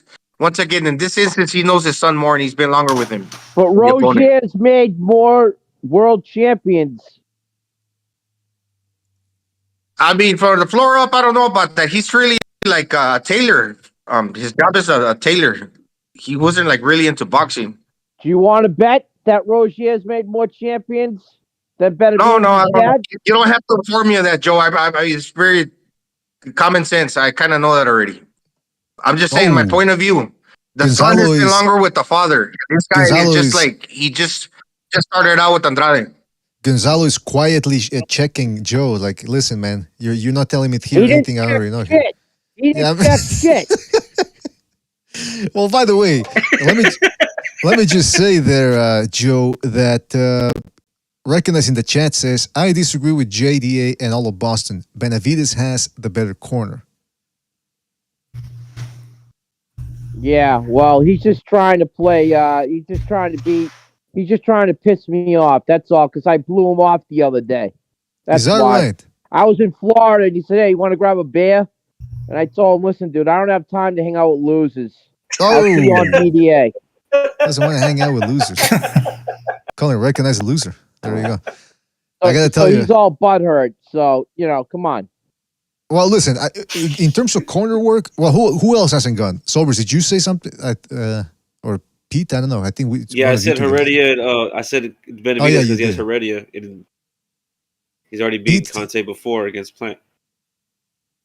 IDF Pete? And I told Recognize, I actually want to pick up girls, dude. I don't want to freak them out. So, just please, stay home. Jeez, Luis. Like Super Sardonic says, Joe is going for the jugular. Go ahead, Pete. Well, who do you think has a superior corner? I'll go with Benavidez. They got more. They got more in the bank. They got more experience together. As long as he doesn't get distracted by having both of his kids fighting, both of his fighters fighting one card. The same card. I know they are. That's what I'm saying. As long as he does not get distracted by that and have his time split up or something like that, I don't think there's too much to this. Rozier's brand new on the job with Andrade, and what is there to do with one camp? Probably not. And at 35, 36 years old, probably not much. I think it's more of a negative than a positive when you got two guys fighting on the same card. What if his son loses? He's going to bring that into the next fight. That's what I was saying. That's the only drawback to having that situation. But yeah, there's more negative than positive in that situation. So why the fuck would you even do that? Probably money. Well, Yeah. I'll say this. I understand where Joe's coming from. I mean, if you want to have a guy, Andrew Rozier has been through it all. He had Saddam Ali, who had his incredible performance against Miguel Cotto, essentially retiring him. So he's been with he's experienced the highest with his fighter, but also the lowest, like when Munguia stopped Ali, or when what's his name, Jesse Vargas stopped Ali too. He's also trained Daniel Jacobs. They have a very close relationship. I think he built him from the ground up. I could be mistaken. Be that as it may, he was with him for a long time. And Daniel Jacobs, that period between, I want to say 2013 to 2018, when he fought Golovkin and Canelo and all those other guys. I mean, that was a good run for him. He was, at worst, he was the third best middleweight in the world. So Rozier knows what he's doing. And then Curtis Stevens too, decent fighter, bit of more of a gatekeeper than anything else. But so he's been through it all. So when I look at the corner, I'm thinking, okay, if things aren't working out, this trainer, does he know what to say to motivate? Because again, to be a good trainer, you got to be a good physical trainer as well as a psychological one. You got to know how to treat your fighter. Do you have to screen at him? Or is he the type of guy that doesn't react well, like Joe? He doesn't react well when people scream at him. So you got to know how to handle him in a different way. So that's what a good trainer does. So Benavidez, he's trained Rayo Valenzuela. He's got his son Jose Jr. He's got David Benavidez. He's got Pacheco, who just looked sensational this past Saturday. So he's no slouch when it comes to fighters, but it just does seem to me like Rozier has more experience. So I don't know, man. Let's go to the chat. He has way more experience. He's fought. It's not even close. He is but then black, again, oh come on! What the was my mic? Oh, I thought my mic was muted. What the fuck? What is that? Hey, the thing is, can you imagine trying to talk to Andrade? He's such a weird fucking character, man. Did anybody watch the? Well, you guys were on, but while you guys were on, the media workouts were on, and he almost he grabbed the microphone away from the announcer for Showtime. And was singing Christmas carols into it, and what the fuck? He did that. It's me again. I'm back again. That's what does that mean? It's also chemistry, man. Is what? BDA, I could get Andre Rozier to come on the show if you'd like. No, we don't care, man. But no, I'm kidding. Okay. Yeah, after the fight, maybe if he scores his fighter scores or are you gonna put a gun to his head? No, voluntarily. No, because I'll tell him to go on the show and he'll do it. I'll tell him. I won't ask him. I'll tell him. What the fuck's the matter with you, Joe? What's the matter with you today? I mean, you always have an edge to you, but today I don't know, man. Did you bad day at Wall Street today? The Dow took a hit. You want me to pull it back? No, I'm kidding. Don't pull it back. In fact, I don't think you're going hard enough. Joe's going to be down at the gym like Taxi Driver with a fucking aviator sunglasses on. I'm trying to make the fun. In a kung fu pose. I'm trying to make the show fun and exciting on my expense. There you go, man. But I'll pull it back if you want. No, don't pull it back. I just told you're not going hard enough. All right. In fact, yeah, that's what I'm saying. You're being a little too sedentary today. I want you to go. I want to see how solid, ripped, and tight you can get. So let's get to it. In terms of corner, okay. But one flip side to this coin. Just because a guy has more experience doesn't necessarily mean he's better. There's guys out there that have been coaching for about 30 years and they're awful. They suck. Teddy Atlas, for example, he's got more experience than Jose Benavidez. I think Jose Benavidez Sr. is actually a better trainer than fucking Teddy Atlas. With the analogies and the screaming and the shaking. I mean, I think he's one of the most overrated guys out there, Teddy Atlas. Just look at some of his takes and some of his picks. You gotta be able to get through to the fighter. If they got good chemistry, if they got better chemistry than the other corner, if Jose got better chemistry with the son, he's going to listen to him. That's right. Anyway, that's my opinion on that. But Teddy Atlas got that customado, that like overbearing, just get in your head psychology type of thing where he like just drones you down. I think he just learned a lot from D'Amato. He just gets on your ass. Like you could tell he just knocking on your door, like he's zipping your. I've seen clips of him before walking around with a young what's this guy's name, Shannon Briggs, and he's just like in his hotel room knocking on his door, like coming into his hotel room, is in the all shower over his ass, walk. Yeah, he makes it all about in him. The shitter. He's in the shitter with him. him. All about him. Making a scene at the corner. He makes it all about him. And the fact that he bragged about pulling a gun on a 16-year-old kid, yeah, you're a real tough guy. And You're he didn't a real even pull tough it. guy. Yeah, he's like, I pull. Okay, No, did you pull the but- trigger? No. So what the fuck, man? So what was it all about, man? What was the point of that? But the thing is, dude, let me tell you something right now, okay? And this is, and any real fucking G knows this, okay? The only time you pull a gun is when you use it. That's you right. don't pull a gun like you're gonna pretend you're gonna shoot it. That's a bitch move. What is that? And what he did was a bitch move to a 16-year-old. Well, you know what? Rip it broke it down perfectly. He's like, okay, this guy supposedly did something to your niece or whatever, and essentially he let it go. Oh, a 16-year-old kid essentially got away with it. It's like, haha, you didn't shoot me. Now I'm back to fucking molesting your niece. That's essentially what happened.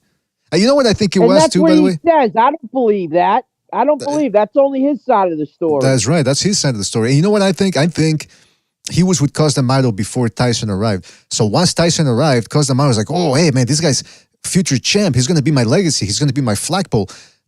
And so I think Teddy Atlas might have gotten a little jealous of that because I think Cus D'Amato was doing, I think he didn't just have a psychological hold on these guys or a spiritual hold, but has a sexual hold on them as well with the hypnosis and everything. I mean, who goes to the ghetto and gets a 16-year-old kid out of the ghetto to live with him in the woods in the middle of nowhere? I mean, that's a little strange to me. I hate to think that way, but he had a whole camp of guys. It's not like it was just him. It was a bunch of fighters. A lot of guys, if you know what I mean. Emphasis on the a lot of guys. No, but that's very weird. BDA, to all the guys out there who think they're tough, if you're in a group of guys, if you're getting in a fight with somebody, right, and you pull out a gun and you don't shoot it, you're a bitch. Oh. The only time you pull out a gun is when you're gonna pull it. You don't pull out a gun, pretending you're gonna pull it. That's a bitch move. And the fact that this guy did to a 16-year-old kid, Teddy Atlas is a bitch. Can't do that. Can't do that. You can't be in charge. That's what he was telling Mike Tyson when he had the gun and threw this. Harvey Weinstein said the same thing. You don't pull that thing out unless you're ready to shoot. That's right. Right into a plant. I don't understand I the door in my bathrobe and shit open.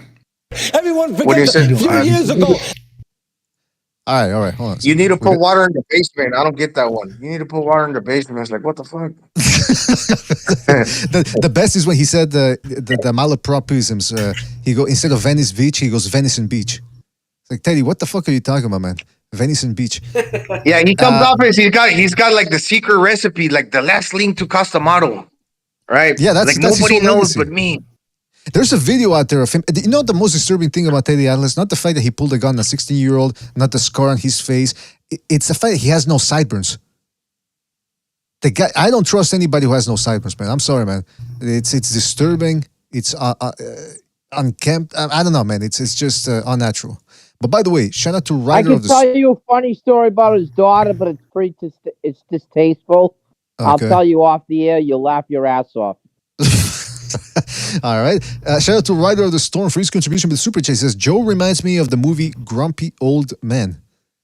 Well, maybe just take away the grumpy part, and that would be more accurate, man. Yeah. But, ask your mother.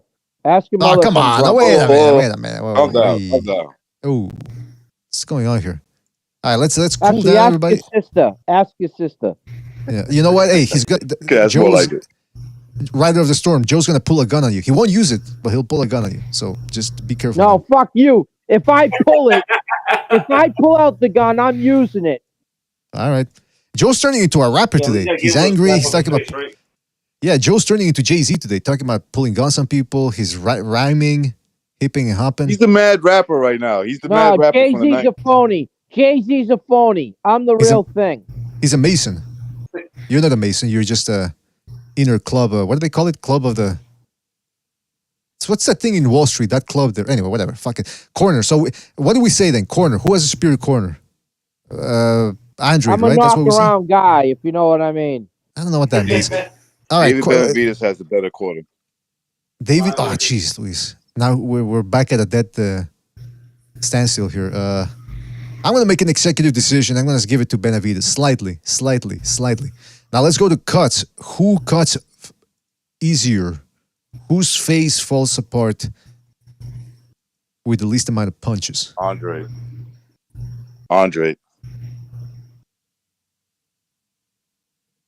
Hey, you know what? Sorry, Bucho's telling me he made a mistake. It wasn't cut, it was cunt. And I think both guys win. They're both cunts. Who's got the nicer That's cunt? definitely Andre. I never seen either one of them get cut. Yeah, it's very hard. Andrade leans back a lot, so he's not like he's not putting his. Well, no, actually, he does drop his head over his front foot sometimes. But no, I never see them cut. Neither. But he makes an ugly face. He makes that ugly face during the later rounds. You ever notice he's like out of breath? He's like fucking his mouth is open. He's like doing like that. I never think I've seen them either of them with a lot of damage. I'd put them pretty even right here. Yeah, about facial reactions. I think this is a type of category where we can leave it even. I'd say the one that's more prone to getting cut in this fight stylistically is Benavidez because he's going to be sitting taller. And this dude's going to start bending at the waist. And if he rushes in, he's going to be more prone to Gonzalo with the high guard a little bit when he's standing up front. You know what I mean? Benavidez. If anything, he kind of leaves his body exposed. Yeah. Well, he didn't even hear what he said. Hopefully he's a fireman. Hopefully he's a fireman. Just like Teddy Atlas. We're firemen. Fire. We'll keep it even then. Oh, we are? We're firemen. We put out fires. We'll keep it even then. How about that? We'll keep it Talk even. about a guy who lives for the cameras, man. Oh, you know what though? No. Let's not keep it even. The guy who we're gonna have to really get down to it. Yeah, I guess so. But the guy who cuts. Yeah, I go by facial reaction on the cuts thing too. All right.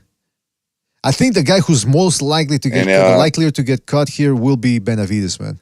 I'm not saying, but again, this is just now we're basing it off of who's likelier to get cut, and because he's gonna be the aggressor, he's gonna keep his hands up. I don't like that. All right. I don't like that. I don't like it at all. Well, you don't have to like it. It's number one. Number two. I'm just saying. Yeah, and as far as cut, man, it seems like they keep using the same cut, man, for everybody. I'm not saying it's a bad thing like that. Dude, Ciceran and some other guy. They basically just assign them to the corners. I don't know if that's true. Yeah, he's like a young guy, right, with glasses. He looks like a serial the other killer. guy. Yeah, I forget his name. Yeah. He looks like a convict. Works at Rozier. Yeah, there's one con man who's got slick white hair or gray hair, and he's got the glasses. He looks like one of those guys that's on death row. You know, those guys on death row, they're always keeping themselves well groomed for the cameras and all that. And he's got the serial killer glasses. That dude, that cut man, he's made a lot of appearances lately. Stitch Duran, ever since he got look at me. Stitch Duran, I'm about to die. Look at me, I'm about to die, and I still look good. There you go. Yeah. Meanwhile, you got a bunch of slubs. They got 30 years ahead of their lives. Something about like the diesel mechanic or something. I don't know. He's got a weird name or like nickname. The diesel mechanic. The mechanic or the. You know what? No, I'm just saying. I can't remember his name though. Something that rhymes with that. Yeah. Well, I don't know, man. You know the category we need to put in there? What corner has the best looking woman? I don't even know what Demetrius Andrade's wife or significant other looks like. Well, Jose Benavidez wins. Oh yeah, he's got the Ecuadorian. It's Ecuadorian, right? The woman that he's with. Oh, is that what she is? Wait. Is that fine woman? Is that David Benavidez's mom? No, that's a stepmother. Yeah. Yeah. Okay, there you go, stepmom. I don't know, man. I think Jose was getting them nice, BDA, if you know what I mean. Daisy. The guy walks cats for crying out loud. Daisy Delorme. Come on, Joe. He was getting the nice ones. You're just hating at this point. Well, why he did was Joe getting say? nice ones. Have you seen that? What did Joe say? I didn't hear him. Recognize. Have you seen the girls that I pull? I'm not talking about you. I'm talking about Jose Benavidez versus Boo Boo Andrade. His corner and Andrade himself. Have you seen the woman that he has? Have you seen her? Yeah, and she's not at my level. I wouldn't even look at her. Excuse me. Not at your level. She's not on my level. What is your level, Joe? What do you get over there? What do you get over there in New York? Tens and above. She has to be Tens and above. A 10. Who's that? You know the 10 is a wife. The senior's wife. Oh damn, she's younger than him. Looks like it. A 10 is flawless. I mean, yeah, exactly. There's no need for improvement. No need for improvement is what you're saying. Exactly. Yeah. Hey, can you put that picture up on your I'm PDA? sorry, Recognize you don't have it like that, but guess what? I do. Jeez, Luis. Well, good for you, Joe. Yeah. Good for you. Yeah, that really sounded genuine. Yeah. No, it's not the diesel. It's Mike Bassel. Mike Bassel, the mechanic. You were saying diesel. You were saying diesel, the mechanics. I knew that was bullshit, man. I was saying something that rhymes with Bassel. I was just like, off the top of my head, Bassel, diesel, something that rhymes with that. Yeah, but it was Bassel. The welder. Mike Bassel, like hashtag said. Jack the welder. Like, come on, man. What are these names? But listen, all right. So Joe's saying Recognize gets no pussy. And that Joe said. I never said that. I heard you say that. He didn't get no pussy. I just heard you say that two seconds ago. I just said. Yes. I get 10s or better. Now I don't know what he settles for. Let me tell you something, Joe. Short. Through New York, there's many women with my tattoos, and my name on their body. You know what Joe does? What girls from the gutter do. And on the restraining order. My girls have class. You know what Joe does when he invites girls over to his apartment? Tramp stamps too. No, I'm the only tattoo they have. Me. Yeah, that's disgusting. That's trash right there. Well, they're property of record. Times Square, is that the dumpsters you pulled them out of? Battery Park. Bullshit. Girls in Battery Park don't have tattoos. Look at you sticking up for Battery Park. Look at you. Yeah, because girls in Battery Park have class. That's what you think, buddy. Yeah. Well, 10s are better. This is where the beautiful people live. Joe, when you invite girls over to your apartment, do you start playing them Genesis and then explain track by track what makes it great? No, I don't explain anything. Nah, Joe interviews them. Like, have you been with Recognized? Because if you have, you got to go. No, I'll look for tattoos, and if I see a tattoo, then I'll assume they've been pulled out of a dumpster by Recognized, and I'll kick them the fuck out. It's the first question I ask them. Do you have any tattoos? Oh, I have one. All right, see you later. Have a nice night. Well, I got to tell you, this is quite the conversation you guys are having, but I want to bring it right back to boxing here. First of all, I haven't checked out where we're at with the likes. We're at 134 likes. Good. That's good. I said to get us to 130. You guys got us to 130 now. Yeah, before I got on the show, there was 22 likes. Now there's 140. That's right. 150 BDA. 150. Let's make it 150. Let's get it to 150. Yeah, why not? I'm pretty sure people can do that. Easy. No, all you got to do is have me on the show, and you'll get at least 150 likes. I agree, man. I agree. Or 150 dislikes. Oh, wait a minute. Nah. Let's go again!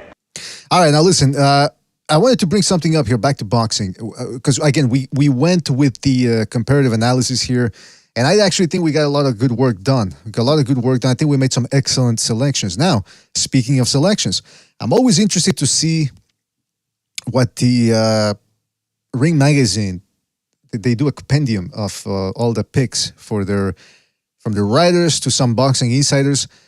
And I gotta tell you, this is what usually they fall in line with what the rest of the boxing world thinks. They have Benavidez. 18 people picked Benavidez. 2 people picked Andrade. Now, here's interesting. I'm giving Andrade a good chance here because, again, when you pick somebody, people always, well, not people, but some people always assume that if you're picking one guy, that means you're not giving the other guy any chance, which is dumb. But here's the interesting thing, though. So I'm giving Andrade a chance, but here's something that really didn't add up to me. Duke McKenzie is one of the two people in Ring TV that's picking Andrade. And he said, I think everybody in the fight trade is talking about this fight. I'm looking forward to a genuine world-class fight. Boxing needs it, and while quite a few of the experts will lean towards Benavidez, I am jumping ship and going towards Andrade, who has yet to show what he's capable of. And I'm thinking, well, wait a minute. Some people usually say that, right? Like that don't even make sense. Well, why doesn't that make sense? You break it down. Okay, so you're assuming that you know what he's capable of more than what he's shown. That's what it seems like he's saying. Yeah, he's saying this is going to be the fight that's going to like break him out. Like there's going to be his yeah. But you see, that's an assumption because you don't know that. You never seen him do it. And even him, he's not sure of himself because he's picking Andrade by split decision. In other words, he's saying one of the judges is going to give it to David. Predictions are hard, especially about the future. Well, what I gathered from his statement is, because he says he's yet to show what he's capable of. I believe he says Andrade fights to a level of his opposition. And look, that would make sense if he had some big wins, right? Like if he would have fought Golovkin and beat him, then he looks bad against Colke and against Liam Williams, and then he fights Charlo and he beats him. I would understand that. But the few times in other words, he's not struggling with Quigley and that African dude that he fought a couple of years ago. When he steps up, and it's not even against the best guys in the division, like Colke, like Martiriosian, like Liam Williams, he struggles and looks horrible. So this whole thing about, he rises to the occasion. I've never seen him rise to the occasion, actually. Even when he does have his best performances, again, he tires down the stretch. They're uneven performances. And people can say, yeah, well, look at how he dominated Demond Nicholson. Okay, Berlanga, if you're giving Andrade this much credit for the way he beat Demond Nicholson, are you going to give the same credit to Berlanga, who dropped the guy about 4 or 5 times? You know what I mean? So it's the same thing with Navarrete. When people were saying before the Edwin de los Santos fight, people were writing Shakur Stevens' jockstrap hard. I mean, this guy people complained about Lomachenko being overhyped. This guy was being overhyped by Top Rank and ESPN as well. And Navarrete, on the other hand, had same common opponents, and he performed better against the common opponents, but he wasn't getting anywhere near the same hype that Shakur Stevens did. So it's my same thing here with Andrade. He's getting credit for, Demond Nicholson, he looked good in that one. He dominated, whitewashed him. So how about Berlanga? Or how about Mbili? And if you fight down or up to the level of your competition, they make a lot about, skills pays the bills. Like they like saying a lot of the times. But also, if you're going to fight up to the level of your competition, you got to match them as far as like stamina, punches thrown, physicality-wise. You got to step up to the plate. And if David Benavidez throws a lot of punches, are you really going to be able to keep up with them? So a lot of the time, stamina is 70% of the fucking fight, right? So good luck leveling up to David Benavidez' stamina. He is the younger man, so he brings a lot of physicality to the table. That's the other thing, man. I agree with that, Gonzalo. Yeah, man, absolutely. By the way, the second person who picked Andrade, and this made me stop and think a little bit, is Wayne McCullough, former super bantamweight champion. Because I remember that guy. Sure. Well, was he featherweight or super bantamweight champ? I forget, but I know he fought in one of those categories. Bantamweight. I think it was super. I remember him fighting Hamed. Right. This guy's smart, man, because he didn't hit. He wasn't the fastest guy. He wasn't the hardest puncher. What the fuck? But he got it done on intelligence, stamina, and balls. So he's got a good boxing mind as well. He said Demetrius Andrade is the older fighter in this one, whereas Benavidez is only 26, blah, blah, blah. The hard-punching Benavidez will try his best to get a quick knockout, but will leave himself open for Andrade's slick, quick southpaw right jabs and hard straight lefts. Mistakes will be made by Benavidez, allowing Andrade to win rounds using his boxing skills, scoring with jabs and 1-2 combos. I see Andrade taking a points win in a fight where he could lose some rounds, but have enough in the bank to win on all 3 cards in a close fight. So you're starting to see a pattern here. The people that pick Andrade aren't picking him by schooling. In other words, they're not picking him to whitewash Benavidez. And I think, again, I got to assume that that's because they know this guy after the 6th round, he's not the same guy that he was in the first 6. Would that be fair to say? Yeah, and I think Wayne McCullough was a southpaw as well, so he might be a little biased towards southpaws. And he was tall for the division. I think he was like 5'6" or 5'7". He was orthodox. He was orthodox. He was an orthodox fighter. Oh, he was orthodox. Okay, my bad. Yeah. Hey, but Joe, I gotta ask you, man, because you're switching it up now. You said Benavidez by decision, but now you're saying it's gonna be a controversial decision, meaning you're going with Boo Boo on this one. You like the more elusive guy, the guy who's gonna go on the retreat.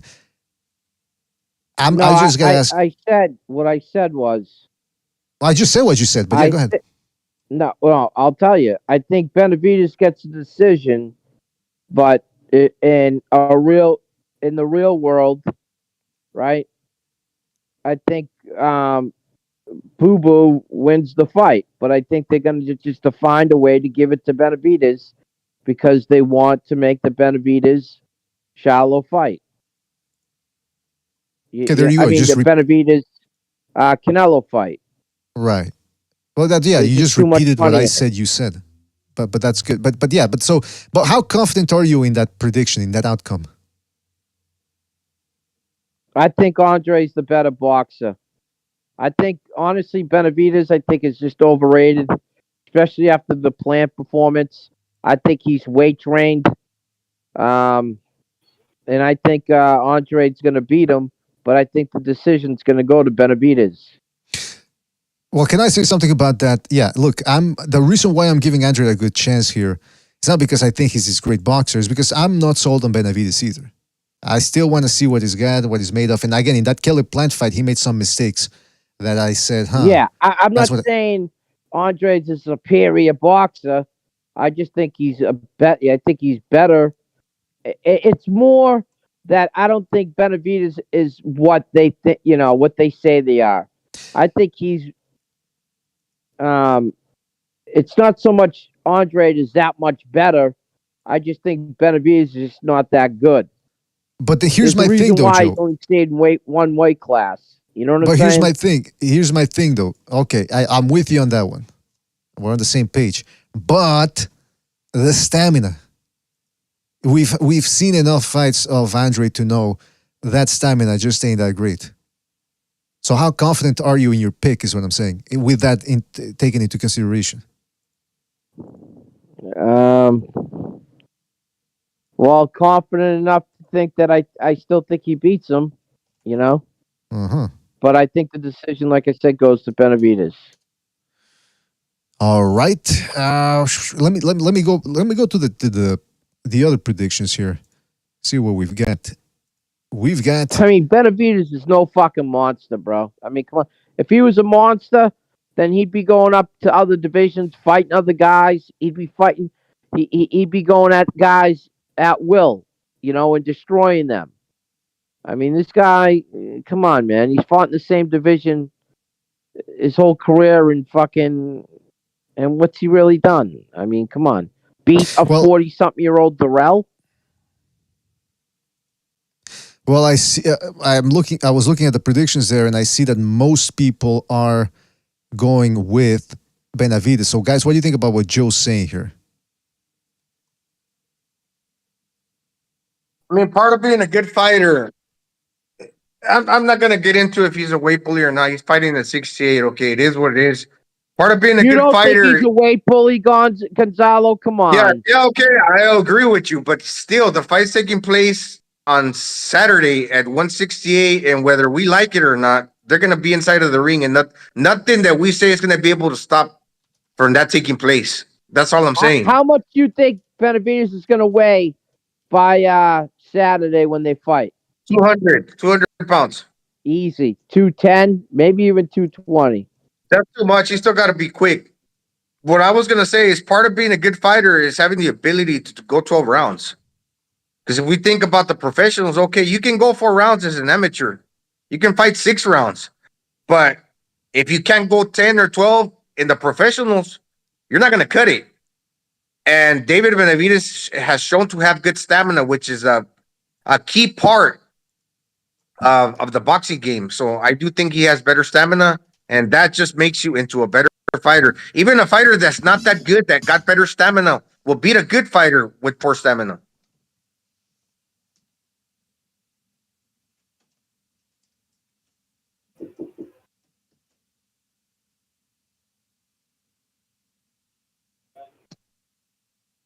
I'm definitely looking forward to the fight. Yeah, you could be a better boxer, but if you ain't got stamina, you can get up. You can get beat up by just an ordinary dude that got a better instinct than yours. And I'm not saying that David Benavidez is ordinary. I'm just saying just to put it in perspective. Benavidez falls apart, man. A correction, Andrade. Andrade falls apart. Did you guys go back and look at watch his old fights leading up to these this week? I haven't done that. No, I have not. Hey, did we drop off or something? I don't think so.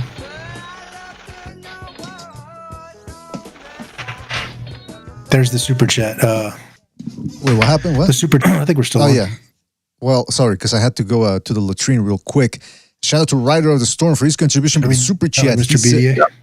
Can you guys hear me? Mr. BDA sounded like he's real far away. All right, sorry. Okay, it's my connection. Sorry about the connection. Let's give it a second here. Let's give it a second. All right, there we go. We're back. Shout out to Rider. Hear me? Shut up. Shout out to Rider of the Storm for his contribution with the super chat. He says, "I'm picking Boo Boo, but Joe is off his meds." Oh, first of all, the guy doesn't take meds. I don't think he needs any meds. They're going at you, Joe. They're going at you, Joe. Say something. Yeah, Joe. Go get him. Who the fuck says I'm on meds? No more drugs. No more alcohol. God. No more bad God. foods poisoning my body. Who says I'm on meds? Every muscle must be tight. There you go. All right, that's right. Joe's burning his wrist on a gas burner right now. Who said I'm on meds? I want to know right now. that was Rider of the Storm saying that. Yeah, Rider of the Storm. I'll show you a fucking storm. I've never taken meds in my life. You fucking cocksucker. Oh. All right. Well, listen, we got a couple of phone calls we got to get to here real quick because nobody was calling in during the comparative analysis, but we got a couple of phone calls. Rider of the Storm, are you on meds? All right, hold on, Joe. Keep talking. Mute yourself and get it all out while you're on mute, please. 209, you're on the air. 209. What's on your mind? I have self-control. I don't have to put myself on mute. All right, tell me to be 209. quiet, I'll be quiet. All right, 209, you're on the air. 209, Quiet. what's on your mind? Shush. Ah, shit, hold on, you're muted. Hold on, I got you on mute, man. Hold on a second. Sorry, 209. All right, 209, you're good now. Go ahead, please. All right. What's up with y'all? 209 in the building, professional tattoo artist and a professional gambler. I'm going to go into Vegas and put all my money on Benavidez because out of the last 7 fights, he's only had 1 unanimous decision. And Andrade, out of the last 7 fights, he's had 4 unanimous decisions. I agree, Andrade is almost a big, buffed-up Floyd Mayweather for the first 4 rounds. And he doesn't finish fights like Benavidez does. So you know what I mean? What is it, 80% finish rate, knockout rate? Come on now. That's really all I got to say. All my money's on Benavidez. Whoa. Because the odds are about 3-1, I believe, for Benavidez. So you're going to have to place a substantial sum to make your money back. That's how confident you are. It's a parlay and a cheap. Interesting. Now, did I hear you right? Did you say you're going to Vegas? Yeah, I'm going to go to Vegas and watch the fight myself. La Bandera Roja, You better let's call go. in when you lose. You better call in when you lose. I definitely will, and I'll shed a tear that you guys will never see. Oh, hey, do you do tattoos? You know, the tear tattoos there for the gang members, or do they do that themselves? That was when I was young. I'm professional now. I tattoo white people with suits and ties. Investigators, yeah, heart surgeons. Yeah, tattoo artists like you are living the dream right now, man. Because even now, like the fucking people who work in Silicon Valley and all that, they get tattoos too. You know, they grow the beard and they have the tattoo. So everyone gets a tattoo now. If it's accepted by if it's accepted by artists and athletes, it's accepted by social. There you go. There you go. All right. So listen, we're gonna call you Tattoo. We're gonna call you Tattoo, and I wrote down your prediction. You want to go specific though, or just Benavidez? Anyway, he wins. That's going to be a tough one. I think the odds are above or below 10.5 rounds. I think he's going to knock him out or get him out of there the 11th round. If he doesn't get him out before the 12th round starts, because he couldn't do that with Caleb. Canelo should just probably make them fight one more fight, just because. Even though he just fought Charlo, and we don't know what the hell that was about. All right, man. Cash cow rule. Yeah, I got you down for Benavidez by stoppage. And if you get it wrong, Joe here is going to tattoo you with some physical and verbal abuse. All right, man? I mean, some verbal, psychological abuse. I'll tattoo you with my fist. I'll call him and hey, take BDA. BDA, Go ahead, Joe. why don't you read all the comments, all the positive comments in the chats? Why do you gotta say all the negative shit? You're right, Why man. don't You're you right. say, You're correct, though, Joe. Yeah. Because if I read the positive comments for you, it'll only take us about 2 seconds. So you're right. I should do that. It's quicker. bullshit? But Bullshit. It says, bro, I can't stop reading enough comments. I got guys asking me to sign autographs. Okay, Joe, you're starting to scare me, man. Here. All right, listen, Tattoo, man. Thank you for your call. That's a prescription person. Nah, come on. That's a prescription doctor. No. All right, listen, Tattoo, thank you for your call, and the call back next time, right, man? Yes, sir. Tattoo 219, please. Thank you, brother. High quality show. I'm out. Thank you. Hey, All right, Joe, I Tattoo. want you to sign I want you to give me an autograph so I can wash my car with it. Come on, I man. don't Come on. sign track. I don't sign. What, that rusty old piece of shit go-kart you got? You call a car? You don't even have a go-kart. You drive. Hey, Joe, You why have don't you sign my wash car so I can wash my car and pump it down and everything. I appreciate that. Bro, you take a mongoose to work. What are you talking about? Mongoose. Hey, why don't you sign my my rag so I can wipe my bike down? Bike. The last time I saw you were on a skateboard. I felt so bad. I gave you a fucking teenager's mongoose, and then you sold that for some crack. Hey, didn't the Red Sox finish in last place this year? Who gives a shit? The Patriots won 6 Super Bowls. Who has the most NBA championships? Oh, guys. And the Red Sox won what? 3 championships in the last fucking what? 15 years? It's fixed. Yeah. Hey, guys, I gotta go to a couple of phone calls here, but we'll get back to this mayhem real soon, I promise. Let's go to 205. 205, you're on the air. 205, what's on your mind? Well, BDA, what's happening, family? Oh, Uncle Charles, what's up, man? Man, I can't call it, man. I can't rain, sleet, or snow, but when it's over, I got to get out there in it.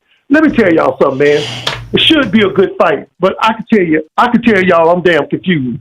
Any name I can't pronounce or can't spell, hell, I just don't watch them because it's too damn confusing to me. But I can say this. Anthony Joshua is scared of Deontay Wilder because Dick David told me he was scared of him. He said, you can either fight Deontay and go to the grave, or you can fight me and go to the hospital. And he did not respond to Deontay. He's scared of Deontay. And I want to tell Anthony Joshua, ain't nothing wrong with being scared. It really ain't. My grandmama told me a long time ago, a good run is better than a bad stand any day. And I want to say this, happy Thanksgiving to all BDA. Happy Thanksgiving to you, to all the panel. Much love and respect, and I hope y'all have a great new year coming in. But Uncle Charles gonna tell you, I'm gonna tell you just like this. You can't eat over every family member house. The last time I ate over my brother's house, he had that big ass cat named Ming up on the table. And I just went out and put my ham in my mouth. I look over, he's scratching his ass. And I said, bro, can you do something with this cat? He said, what's wrong with the cat? I said, he's been scratching his ass for the last 10 minutes. I admit to you, he ain't got but 2 minutes ass back there. Now, either he gonna scratch what's going away, or he gonna scratch what's going to stay. Well, can you get his ass off the table, Jay? Let me tell you something, man. You got to be careful who house you eat over. My cousin cut the turkey, juice popped out the side and drenched the wall. How in the hell can you eat food and then it come out the other end at the same time? How in the hell can you do that? That tells you one thing. You can't eat at everybody's house. Now, let me say this in closing. I'm just waiting on this turkey to get done. I'm waiting on this ham to get done. So if you knock at my door, it won't open. You know why? Because all that food is for me. That's why it won't open. I ain't sharing nothing with no damn body that don't want to share with me. And that's all I got to say. Happy Thanksgiving. Happy New Year. That's all I got to say. Happy New Year. What the fuck? Happy New Year. All right, whatever. Shout out to you, Uncle Charles. Enjoy that ham and that turkey and hopefully some cranberry sauce and all that good yes, stuff. Sir. Man. Shout out to you, Uncle Charles. Thank you for your call, man. Take it easy out there. Yeah, man. Hold on a second. We got a lot going on here. It's shout out to Uncle Charles who just called in. And yeah, man, Thanksgiving's supposed to be about giving, but he's keeping all that ham and all that turkey for himself. So, hey, listen, if he paid for it, he gets to do what he wants with it. Shout out to Rider of the Storm who says, I'm picking Boo Boo. Okay, no, sorry. We already read that one where he's going after Joe. Shout out to Vladdy V for his contribution to the Super Chat. Says, great show, BDA. Benavidez off the canvas to stop Boo Boo by 11th. Also, Trump hashtag JDA 2024. That's right. I think Joe's a Trump guy. Vladdy Videns, I'm gonna write down his predictions. He says Benavidez takes canvas, stops Boo Boo 11th round. Okay, and then we've got Rider of the Storm. Shout out to Rider of the Storm for his contribution Super Chat. He's on fire today. He says, Joe reminds me of an angry Joe Biden. Duh. Oh, so he's saying you got more in common than just the name there, Joe. He compares me to Joe Biden? I mean, that's what he's saying. That's what he said. He exactly said that. What are you going to say about that? Well, he's a fucking idiot because I'm actually efficient and I get shit done. I get people to pay attention. Do you think people are falling asleep when I speak? They can't. Yeah, they can't because they're so engaged. That's right. No, you're yelling too loud. How can you sleep? Really? How can you sleep when you're yelling that loud?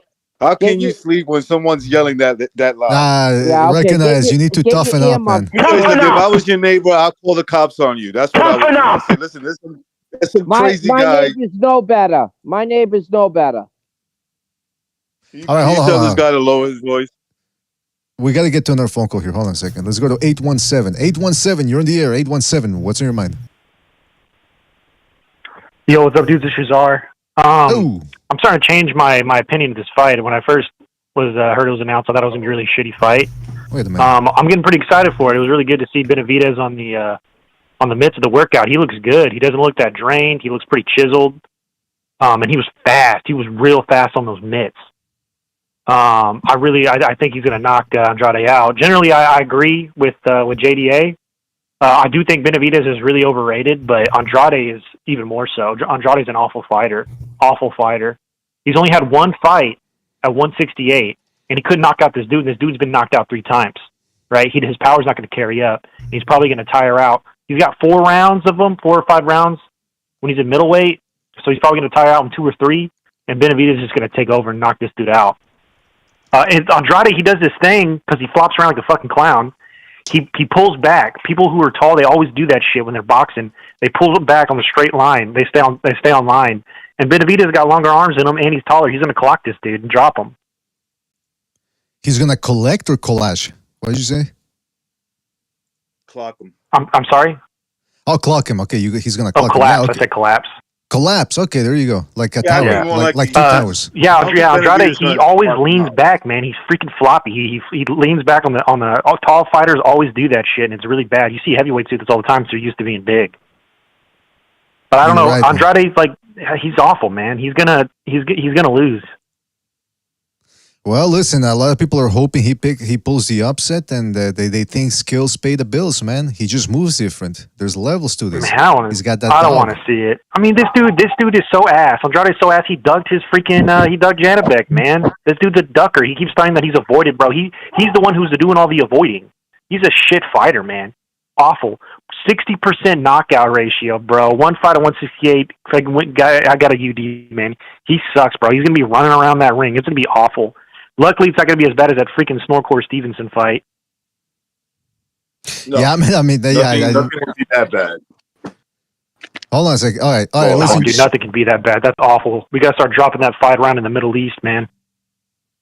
They should start penalizing fighters for bad performances. All right, Shazar, anything else you want to say before we move on? No, I mean, did y'all talk about the Jose fight, Jose versus Charlo? Charlo looks really bad. The dude's got like glassy eyes, man. Like it looks like his soul got sucked out like halfway, right? He's a drunk. So there's like half a soul left in him, but it's just like you can see it in his eyes, bro. They're just not there. He's a revenant. Yeah, he looks like a something shell. tells me there's something wrong with that he's dude. just a drunk. I hope he gets knocked out too.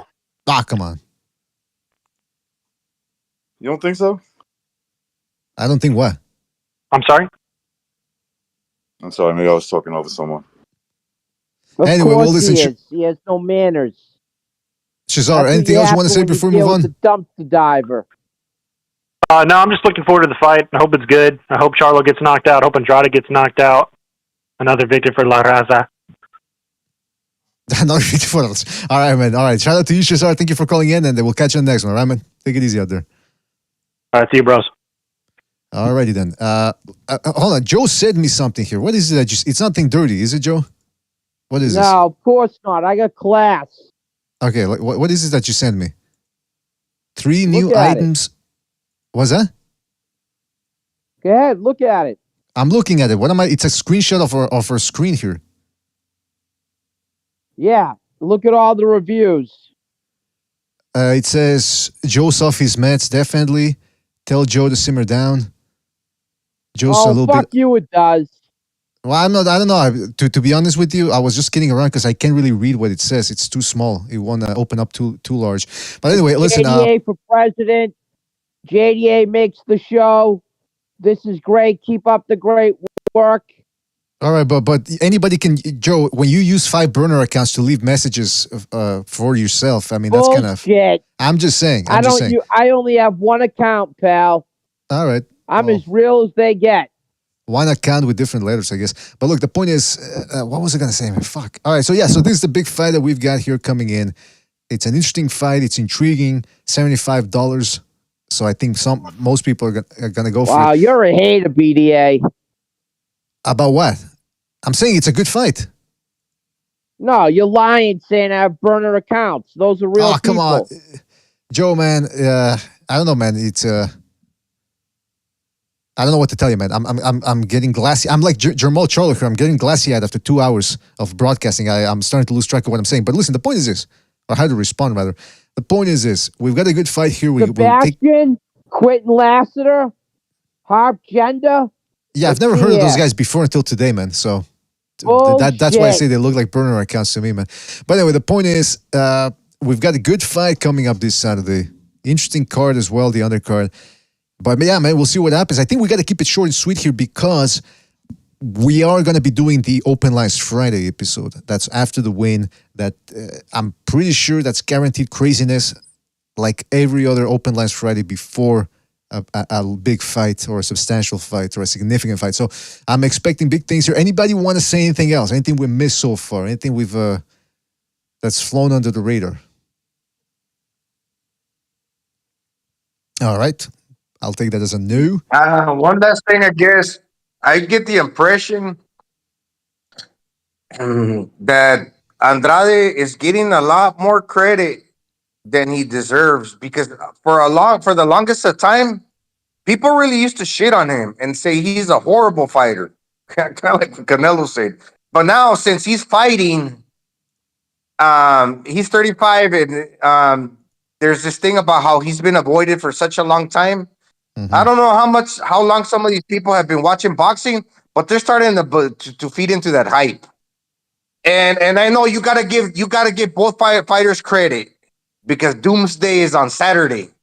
But I'm just gonna stay true to like what I always thought.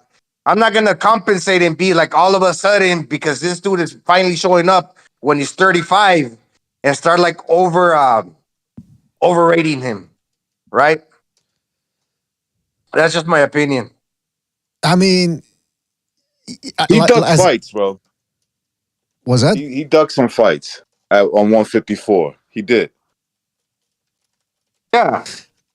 I mean, look. He ducked I mean, you're Jamel 35 now. Charlo. You're 35 He now. ducked Jamel Yeah. Charlo and he ducked Lara. He had a chance to fight those guys, and he didn't. He chose not to. Well, he ducked Janibek too. He ducked Zach Parker too. And the worst part about the Right, Parker there you one go. was if he would have beat Parker, he would have been in line to fight Canelo. But instead, he didn't want to do that. So, I mean, we'll see what happens. Look, listen, it's as the fight gets closer, what we expected is occurring now. A lot of people are picking Andrade now because, well, I mean, now they're starting. The fight gets closer. They're starting to look at it both ways, and I give Andrade a good shot. If Andrade wins, I'm hard pressed seeing him schooling Benavidez. I think eventually that stamina is going to do him in, and he's going to have to hold on, and he's going to look bad at some point as Benavidez continues charging in. But like I said, I am unconvinced by Benavidez. I don't think he's the monster. I don't think he's invincible. And I think people should have learned their lesson last Thursday when Shakur Stevenson stunk the joint out. And before that, people were saying he beats everybody from 130 to 140. Easy. All he has to do is show up. And I'm thinking, guys, we've been through this before. What the fuck aren't you seeing? That you're overrating the guy. And then lo and behold, we get one of the worst performances in the last, of the year. Probably the worst performance of the year. So same thing with Benavidez. Some people still haven't learned their lesson after what happened in the plant fight. But the guy is not invincible. But we shall see what happens. I know Joe is speaking Andrade, but he doesn't really want to commit and say Andrade. He wants to say, Benavidez by robbery. But at least, he broke it down. At least he told you why he believes what he believes. Other people, when they're picking Andrade, they just go, he got more speed. He's got more athleticism. Think, well, what does that mean, man? And how long is that going to last? That's the other thing.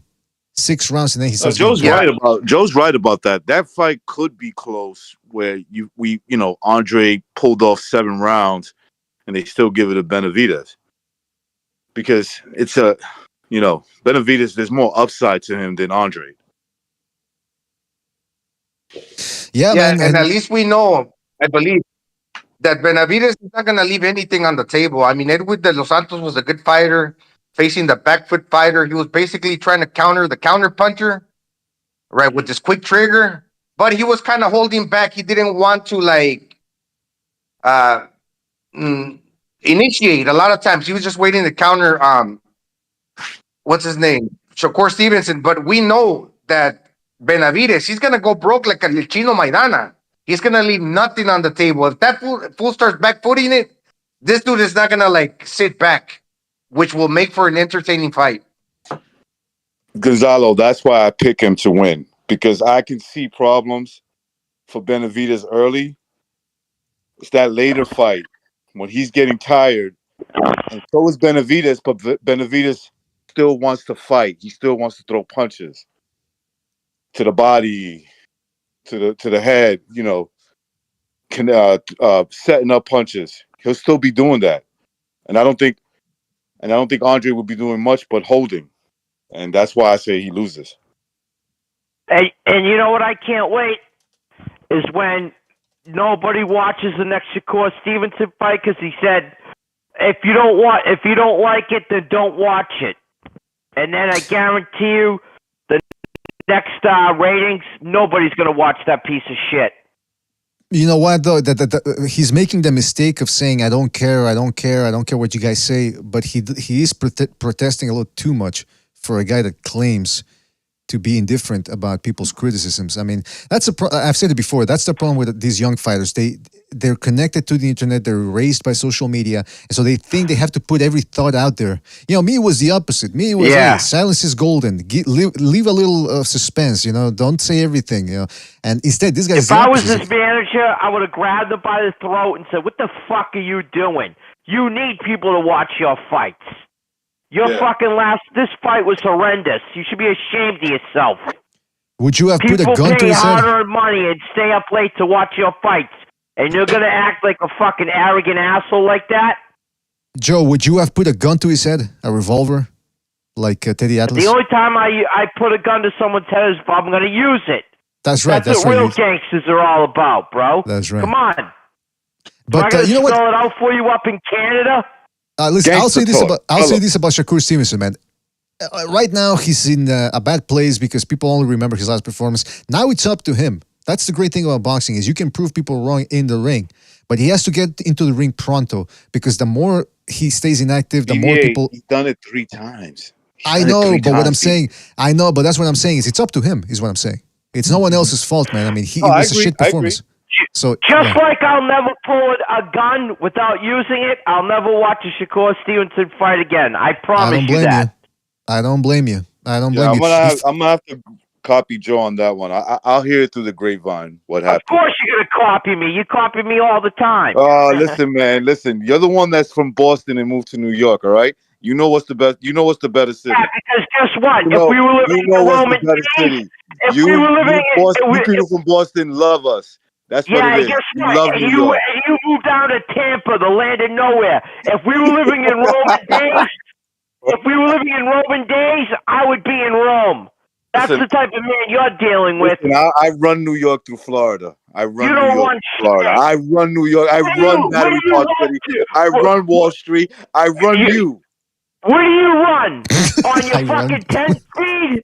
Get the fuck out of here. You run New York. I run Wall Street. You work for me. You work for me. Anything that goes down in Wall Street, everything goes through me. Bro, maybe if I had a paper route, maybe I'd run through you. Your fucking 10 speed. But you don't run shit. You're delusional. Go get my numbers, right? JDA, go get my numbers. You mean go get my numbers. You mean the New York Post get like my a numbers. delivery? Yeah, go over there and get my numbers, all right? Go make my money. Yeah, you're all the way in Tampa. I'm in the real city where real men are. The Rome of our time. You had to move out of New York because you couldn't hack it. Because you couldn't handle New York. I moved out of. You know why I moved out of New York? I moved on to bigger and better things. Oh. Yeah, bullshit. What's bigger and better? In Tampa, it's a shithole there. I've been there.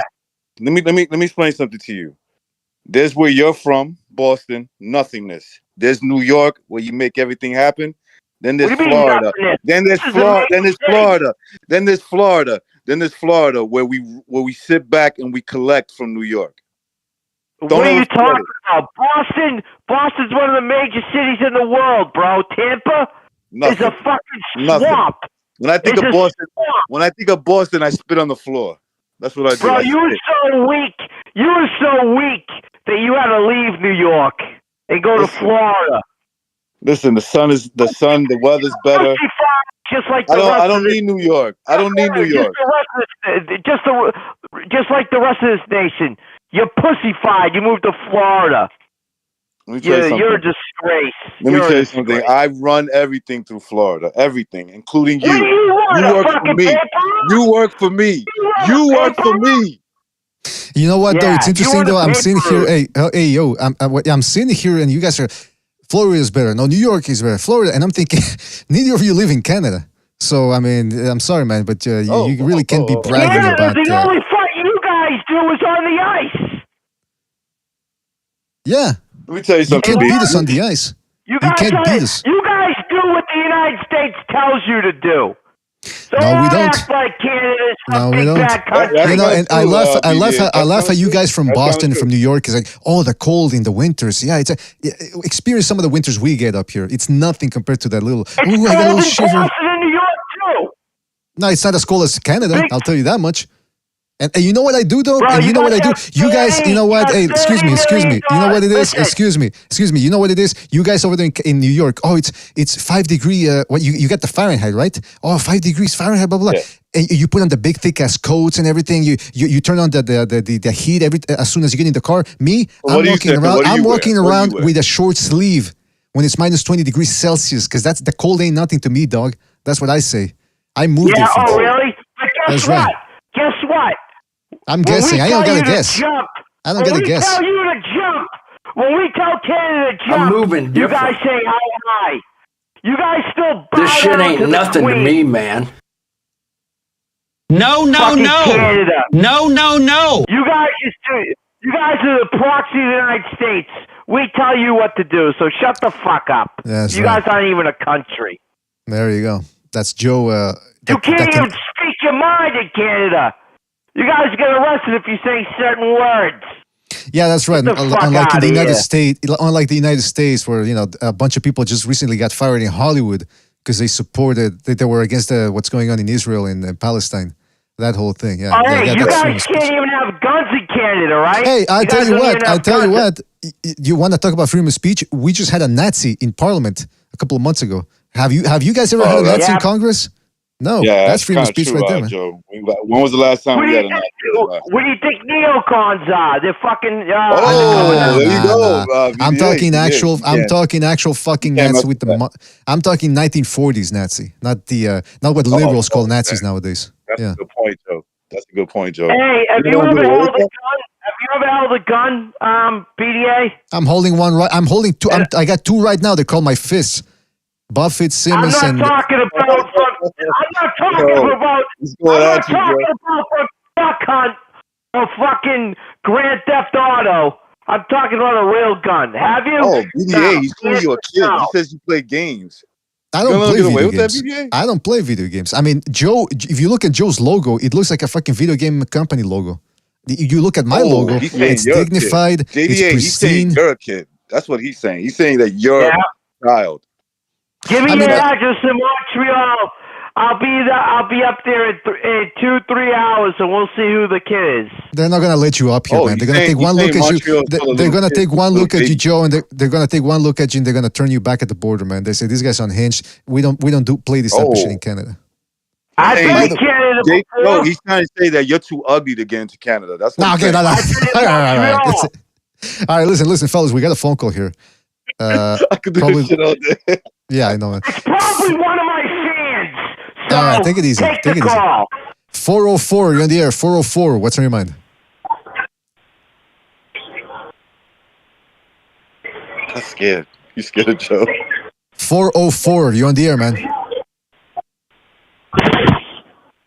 What's up, BDA? Happy Thanksgiving to everybody. Well, I don't know Thanksgiving yet, but we good, man. What's going on, man?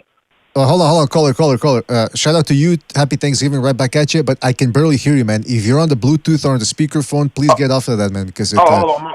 How far is it? Got a little butter? There you yeah, go. get a little butter. Get a little butter on that phone. Yeah, we can hear you now. Go ahead, man. Okay, good. Yeah, this is Coach Eddie. I just wanted to chime in. I've seen the press conference, the open workout today. Both guys look like they ready to go. You know, I'm excited for the fight. I know you guys were doing like a little checklist or whatever. Y'all still doing that, or y'all done with that? We're done with it, but if you would like, I can tell you what the final tally was. No, that's cool. All right. So go ahead, man. Yeah, I guess I'm a little late to the show. Yeah, like I seen today, I think both guys look sharp. Both guys look ready. Both guys seem confident, so I think we're going to be in for a pretty good treat Friday. David looked a little sunk in, like he's still trying to make weight. I see him cheekbones in the eye sockets right now. Demetrius Andrade looks like he's on par. I think David had a few more pounds to go. But like I say, he is a naturally bigger guy, so that's expected for him to have the suck down. Even when he fought Caleb Plant, he came in, he looked like freaking death, but he rehydrated back up well. So I'm anticipating a good fight. I'm still going with my, original prediction on Demetrius Andrade by a unanimous decision. Yeah, because I mean, a lot of people now, as the fight gets closer, they're starting to give Andrade a bit more of a chance. But like we've been saying throughout the show, is okay. Yeah, Andrade does have quick feet and hands. He's very elusive. He changes levels, but the thing is, we all know he's gonna get tired. That seems to be really the X factor that makes a lot of people pick Benavidez over Andrade. What if Andre gets tired? Right, What if yeah. Benavidez gets tired in the later rounds? Then he's fucked. To put it Yeah, succinctly. he's fucked, bro. Yeah. Yeah, well, I know David was saying, I heard him saying he wanted to come out and start fast, which that's really out of character for him. So that could, go against him. If he comes out and try to start fast, he could walk into some punches because David Benavidez has never faced anybody like a Demetrius Andrade, but Andrade has faced several fighters like David Benavidez. I mean, you see those type of fighters in the amateurs, high pressure, a lot of punches. That's what you typically get in the amateurs. big guy throw a lot of punches. So I don't think David has ever seen anybody like Demetrius Andrade. The question for Andrade is going to be stamina. You see how Andre fights in the first 4 rounds. He's very explosive. He's very elusive. He's got pop. The problem with Andrade is keeping frame. You can see in the later rounds. I'm not saying that he's just totally collapses. What happens is that he's not as good as he is in the first, let's say the first half of the fight. Second half is a bit of a struggle. If he can just change that up just a little bit and start off the first half and really gain a lot of points on Benavidez and don't fade in the later rounds, he wins. I could see him beating Benavidez, but the problem with him is that he's getting older and he just fades out, man. Even when he's doing really good in the first half of the fight, where nothing happened to him, it's like he starts beating himself. There you go, man. Caller, what do you think about that? Anything else you want to add on that? No, he's on point with that. Like I say, I think both guys have a lot of question marks to answer because I believe this is definitely going to be the best fighter that Davis ever faced. I know people give Caleb Plant high praise, but basically they're giving him that because he survived against Canelo. Because he did not come to win against Canelo. He came to put on a good show.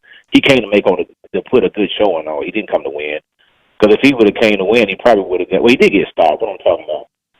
He did get stopped, but I give him a lot of credit for just getting in there with Canelo, which that does give you a lot of credit. But I mean, Demetrius Andrade is a better fighter than Caleb Plant, in my opinion. And I just think with the slickness, the level changes, and I don't think David really knows what Demetrius Andrade is going to do. And I think Demetrius Andrade has kind of disarmed David a little bit, mentally already. I mean, that's maybe what I'm picking out. Maybe I'm just biased or whatever, but it seems like he's trying to lull David to sleep, trying to get David comfortable even before the fight, and then he's going to surprise him and ambush him. So it's going to be an interesting fight. It's going to be a good fight. I hope it's a good fight. And, hey, may the best man win. That's right, man. We're expecting just everyone to give it their all. That's all we ask. All right, well, listen, man, thank you for your call, and call back next time, all right? Take it easy out there. Yes, sir. All right. Shout out to him. And listen, we got to move on here, but shout out to everybody in the panel. We'll save our energy for Friday's show. That's sure to be another open lines Friday. That means everybody can jump in. Just join the Discord. Yeah, that means I charge time and a half. That's me. Well, there you go, man. And we'll see what happens. Time and a half. I'm above him. I mean, contractually, bullshit you are. Bullshit you are. I'm on top of you. I'm your boss. I'm your boss. You work for me. Okay, he gets time and a half. I get double. Yeah, bullshit. You know how I like my tea, right? Don't fuck up my order this time. Hey, listen, man. Listen, man. When I say cappuccino, I said put a little cinnamon on top of it too. Go get it. Yeah, okay. Yeah. Hey, by the way, recognize 3.5 sugars. Recognize you got access at the BDA headquarters. You got access to the private bathroom, right? Yeah, I do. Yeah, you okay? Joe, you got access to the private bathroom? I don't think you do. No. I just pick. I just pick you a need to corner. ask me. Ask me. Ask me. You need my permission. You can't. You don't get access. No, you know why I run that place? Because I don't use the public bathroom. Don't use the public bathroom. Okay, that's where you belong. Because I just pick a corner in the office. Because I run that place. I'll shit wherever I want. So if it's BDA's office, I just pick a corner, and that's where I go. And like then you have to clean it up. Go over there. Like an animal. I don't use the public bathroom. I pick a that's corner. What I thought. The other day I was in my office. I go, what the fuck? It smells a little murkier than usual. And I said, now that it explains it. There's a big pile of shit that I missed in the middle of the room. There's a little animal called JDA. Yeah, well, blame recognized because he didn't do his job by cleaning up my shit. Oh, wait a minute. He's calling you the janitor. Next time I'll make him wipe my ass if he wants to keep running his mouth. All right, that's a little too much there, Joe. That's I almost threw up there. Now go get your shine box, all right? Back to forward. Go shine. Danger. All right, well, listen, fellas, good stuff here. I really enjoyed the show. Shine your shoes. You don't even have shoes. You wear sandals. You can't even afford shoes. When you live in the good life, you just work from home and you're making the millions from New York. Yeah, I do wear sandals. Yeah, you gotta be Why don't comfortable. you tell them the true story? When it was raining out and you had holes in your shoes, and what did I do for you? Yeah, you got me some new shoes like a good boy. Thank you. I appreciate Yeah, that. I felt bad. Go get my newspaper. All right. Well, listen. It was a good show. Go get my until bagel. I like it toasted. I like it lightly toasted. A little bit of cream cheese. All right. Thank you. All right. Buddy. Well, listen. It was a good show milk, until you guys. Sugars. It was a good show until you guys jumped in. But other than that, we got the good. No, I'm kidding. We got the good list. Thank you for using Blog Talk Radio. Goodbye. All right. And we got the list done again. Friday. That's going to be the Open Lines Friday show. And I believe there might be another show after that as well. But anyway, listen, we'll see. Shout out to everybody in the chat. First of all, hold on. Shout out to everybody that joined us via the panel here. Uncle Pete was here. Never Sobers. Gonzalo. So double time on Friday. I like it. There you go. We got Joe. Recognize. Like I said, Never Sobers. And everybody that called in. Everybody that donated with the super chat. You guys are the best. Shout out to you. And shout out to everybody in the chat. I'm talking about Parokua, the Quags, Campos Vasquez, Mars, Sebastian, Impala, #CCD, Quentin Lassiter, Vladdy V, Evola M. Tafixion. Oh, I get it. Okay. Black Pedro, Protector General, the Quags in there, Smokes MMC, Viz Vegas, Boxing Learner, Dennis from Boston. Shout out to Dennis from Boston. I Am Your Leader in the house. Shout out to I Am Your Leader in there. Windy City. And if I forgot anybody, Super Sardonic, Mars. If I forgot anybody, it's because we got to go. But shout out to you guys. Thank you for joining.